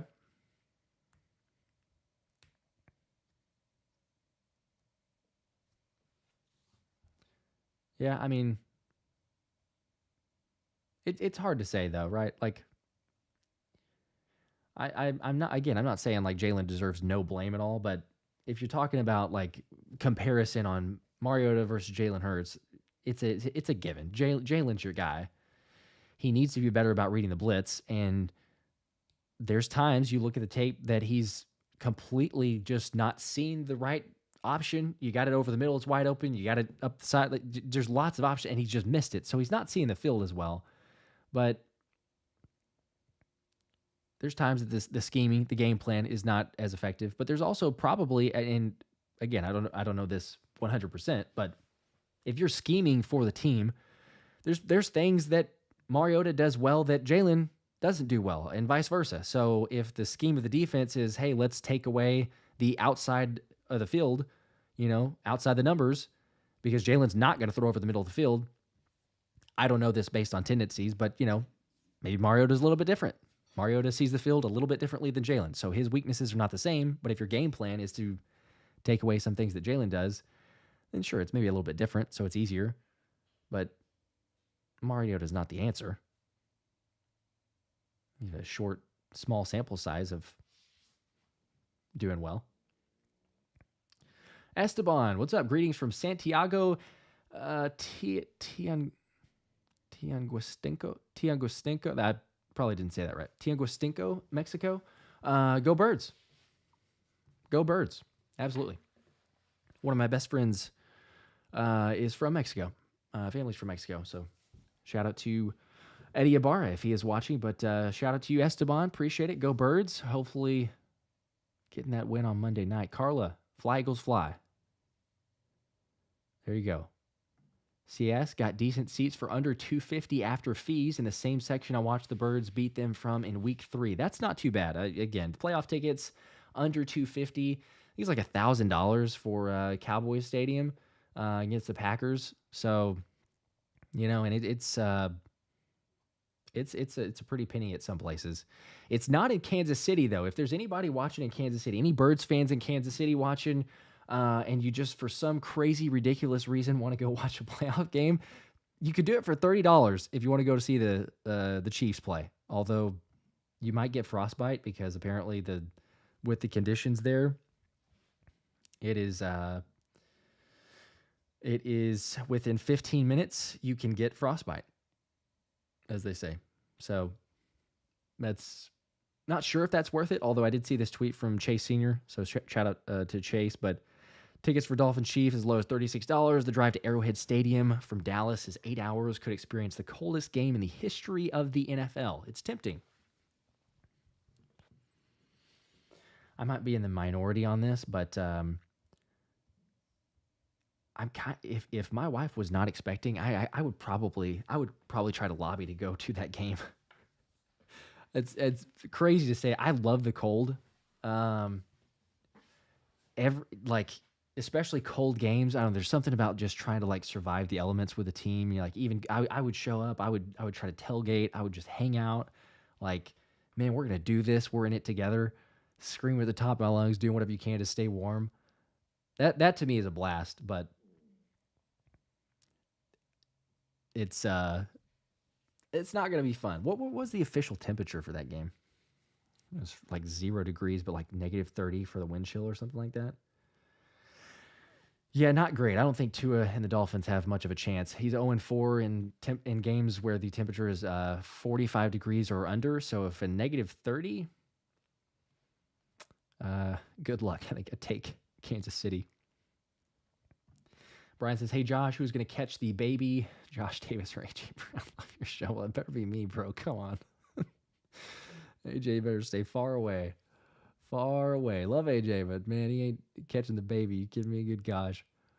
He needs to get back on the field. He needs to be playing. Tom is going to my first game next season. Can't wait. Let's go. Which game is that? Which one are you going to? Okay, I see. Daniel says, well, I'm from Hawaii and I will one day, but probably take my kids to a Philly game in the future. Heck yeah. That would be fun. That'd be a blast. I met someone else. I forgot. I forgot the name. Why am I drawing a blank now? I met someone from Hawaii who had watched the show. We met in the pro shop. I apologize. I'm totally blanking on the name right now. But yeah, they came over from Hawaii, watched the game. It's always cool running into people, especially different states and making trips and everything like that. But watched him for the Dolphins game. We actually sat in the same section too. We met in the pro shop and then went and saw him again in the same section, kind of turned up at one point and made eye contact. Like, hey, so it's pretty cool. But Thomas and I were there with our my wife and his fiance, but really good time.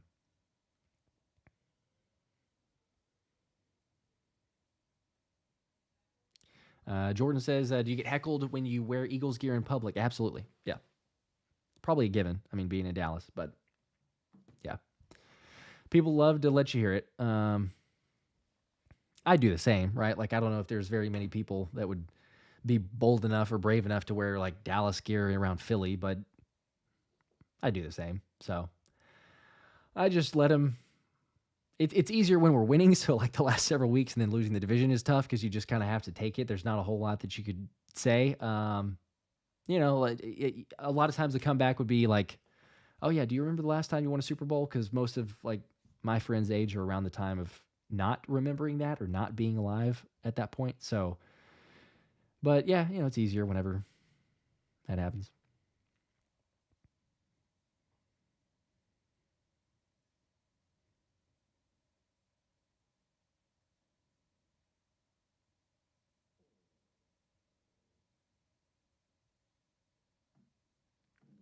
Oh, Janali says they're 85 on SeatGeek. Okay.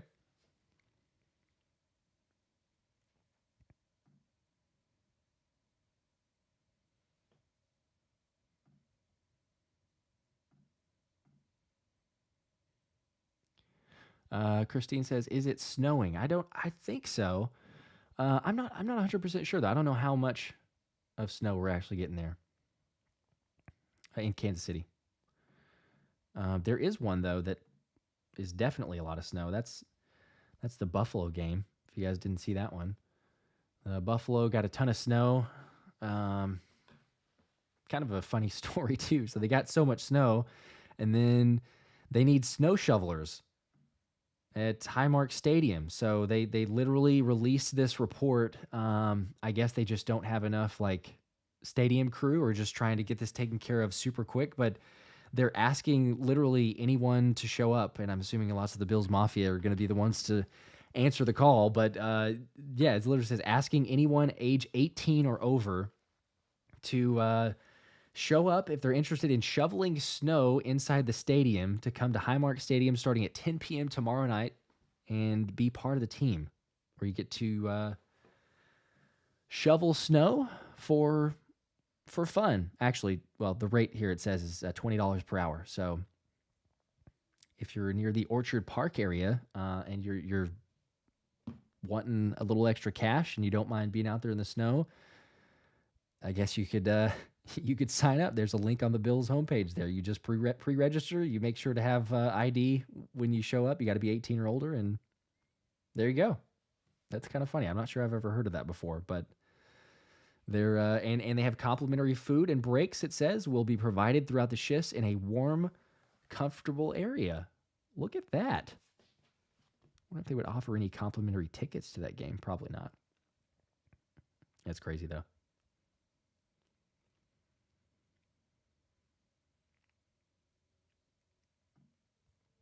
Daniel, do you have any suggestions for me when I ever travel and go to Philly, like the food or places to see? Yeah, I mean, I could definitely give you some for sure. Like whenever you decide to go, hit me up. Drop a comment on the channel. I can help you. Also, I mean, people in the chat know probably better than I do as far as good places. That's honestly what I did. I was like, hey, let me know where to go, what to see, what to do. But yeah, we had a great time. I've gone a couple times, and definitely getting some good cheesesteaks. That's for sure.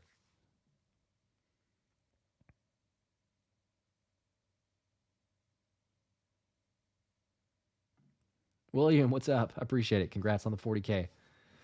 It's crazy. It is a blessing, but just unbelievable to be here at that. That's nuts.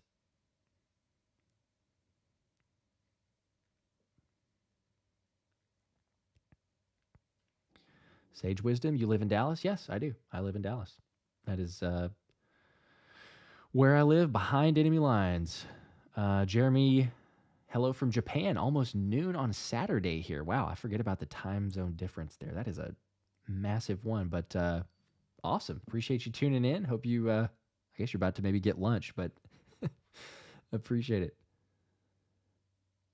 Sage Eagles fan in New York.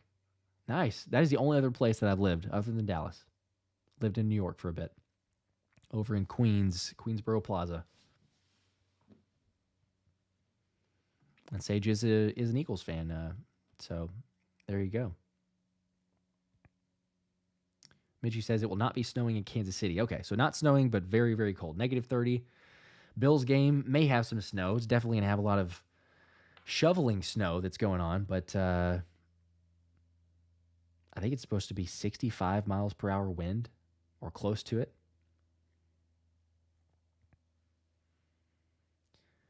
Got some other 31-7 score prediction. I would take that. Get a reminiscent of playing the Giants whenever we did. Noah, ever thought of wireless headphones? I have. I appreciate the thoughtfulness and consideration. I've thought about wearing them. The problem is I've got earbuds, and every single time they go dead. Like I stream, or it's my fault probably. I should just keep them charged, but they go dead, and I've swapped from one to the other.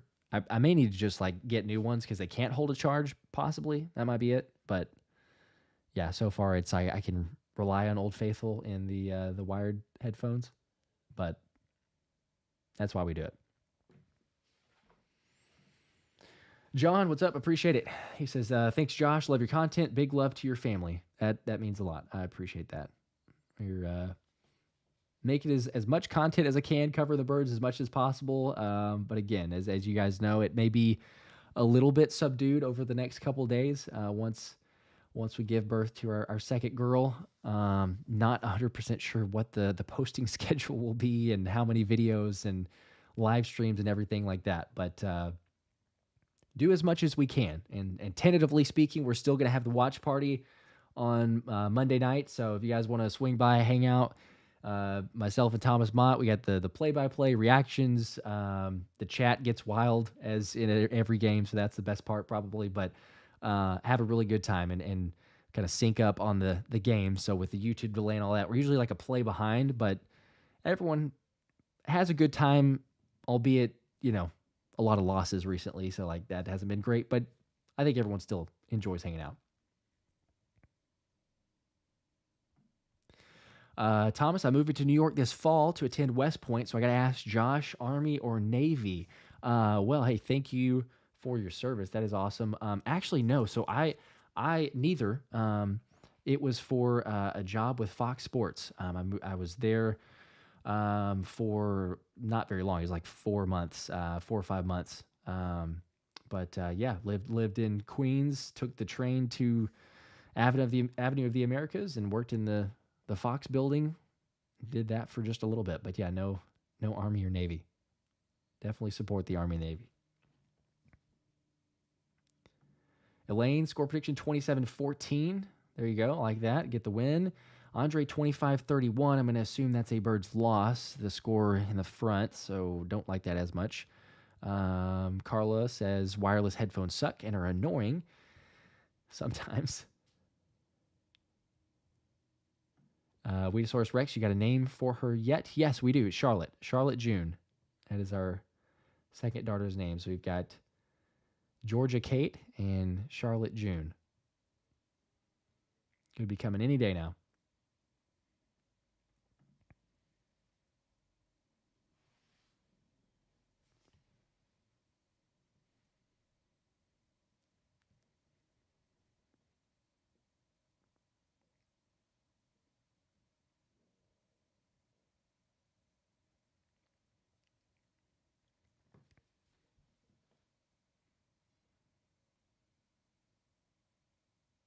Appreciate that. Dude, Daniel, man, I'm going to stream like you, bro. I want to make YouTube like yours. I have $1,500 PC that I got for streaming. I don't even stream. You're my idol now. But I appreciate it, man. That's too much. Seriously. Like, I definitely encourage you, like, stream, give it a shot. It's awesome. Happy to help however I can, but it is unbelievable blessing. I've learned so much. I'm still learning like crazy. I knew nothing about this world, but it's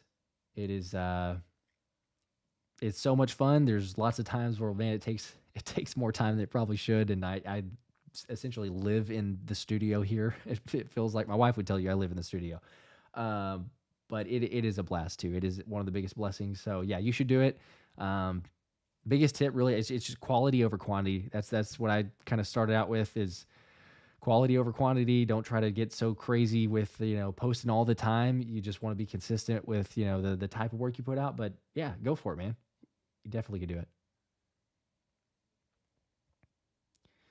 All right, I'm gonna wrap up here in just a bit. I've got Team Birds. What's your score prediction, Josh? you're gonna put me on the spot, but I do need to give my score prediction. I feel like I probably need to jinx it because you guys know that whenever I make the posting of like, hey, here's what I expect to happen, it like never does. And whether that's like, hey, first time touchdown score, or whether that's uh, team covering, I've lost like the last 6 weeks on taking the Eagles, so I'm a sucker for punishment. But like, maybe I need to take the team and end up reverse jinxing it. I do feel like that it's going to end up being a really close game either way. And I want to say the Eagles win, but how much we've been doing recently, I'm going to say 24-21 Tampa. I totally hope that I'm wrong. Totally hope that I'm jinxing that. But I just recently what they've done, it doesn't give me a whole lot of hope.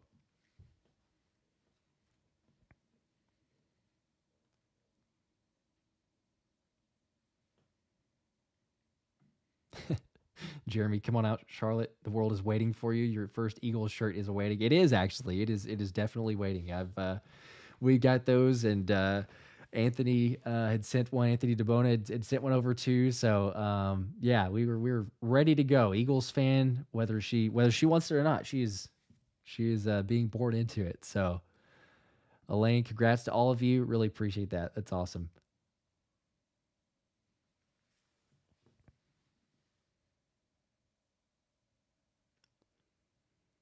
Mark says, do you expect AJ to be out or no? I do. I expect AJ. I would be shocked if AJ plays. The fact that he's had the two DNPs for practice, tomorrow's the last one. I wouldn't expect all of a sudden that he just, gets in a full practice. So at best case scenario, he's going to have a limited. Um, Philly Mike said that he has a source that said he's not playing on Monday. The fact that he's, who knows what to make of AJ deactivating his Twitter and deleting posts of Eagles content and football on his Instagram. So I don't know. That may be something, maybe not. But just the fact that he hasn't practiced, I find it hard to believe that it would be you go from no activity at all, and not even like that he's. It'd be one thing if he's on the practice field and we're seeing him, even if it's a limited practice. But the fact that there's nothing, it makes me think or leads me to believe that he wouldn't play. So I would plan on not. Probably get a heavy dose of Smitty. Hopefully Smitty can help pick up the slack. Maybe get a Britton Covey out there a little more, or Julio Jones. I don't know. Either way, he's got to run the football. South Jersey D. Hey Josh, what field of work do you work in? Yeah, I used to be a recruiter. I used to be an IT recruiter. So, but before that, I was sports broadcasting. Worked for Fox Sports. Did that with ESPN. Finally, after I don't know what it was, 3 years, something like that, wanted to get off the road, and I knew that I wanted to spend more time with family and friends. So I stumbled into IT recruiting. Did that for 7 years in total in a variety of fields, but did recruiting, and then kind of stumbled into this YouTube. Thomas Mott had just he'd been doing it, obviously he's been doing it for a while, so he was like, hey, you should start a YouTube channel, and here we are 10 months later doing the YouTube, having a blast, and you guys keep it fun. So it's frustrating with the Eagles the way they're playing, naturally recently, but it is definitely a blast.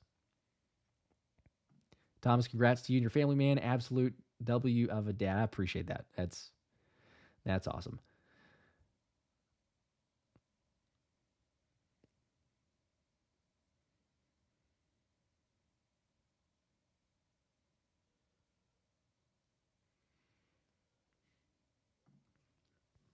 All right, so Xavier Moon here. Hey, I proposed to my wife to be a forever Philadelphia Eagles fan over the holidays. She said yes. Go Birds. Hey, how about that? Congrats, Xavier.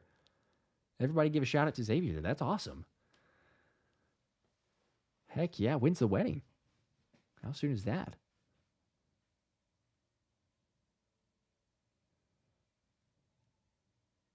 Or I guess you already had her as a wife. I see that. I'm sorry. Maybe I misread that. Still, that is a great acceptance on her part. What was she a fan of before?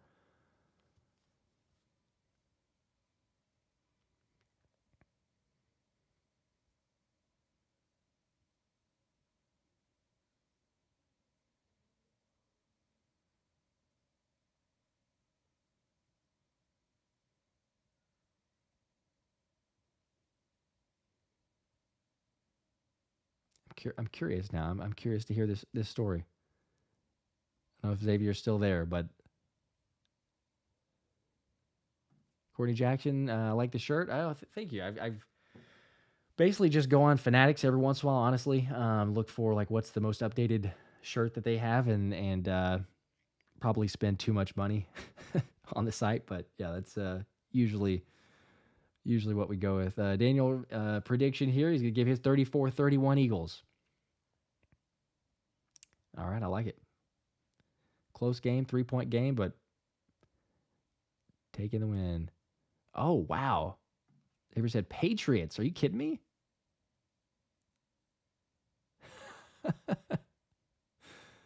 Oh, my gosh. It was a great Super Bowl for me that year. Heck yeah. That is awesome.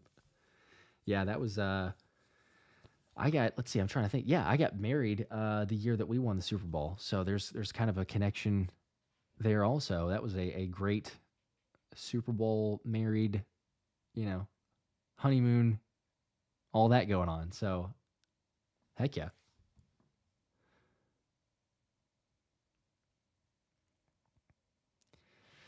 All right, I think I'm going to wrap it up here. My wife probably needs some support and help at this point. We've been going for a couple hours, so appreciate you guys. We may try to hop on for another live, or if I get another show out and all that. Again, you guys know it's kind of up in the air with the baby coming any second, any moment over the next probably days or week at most.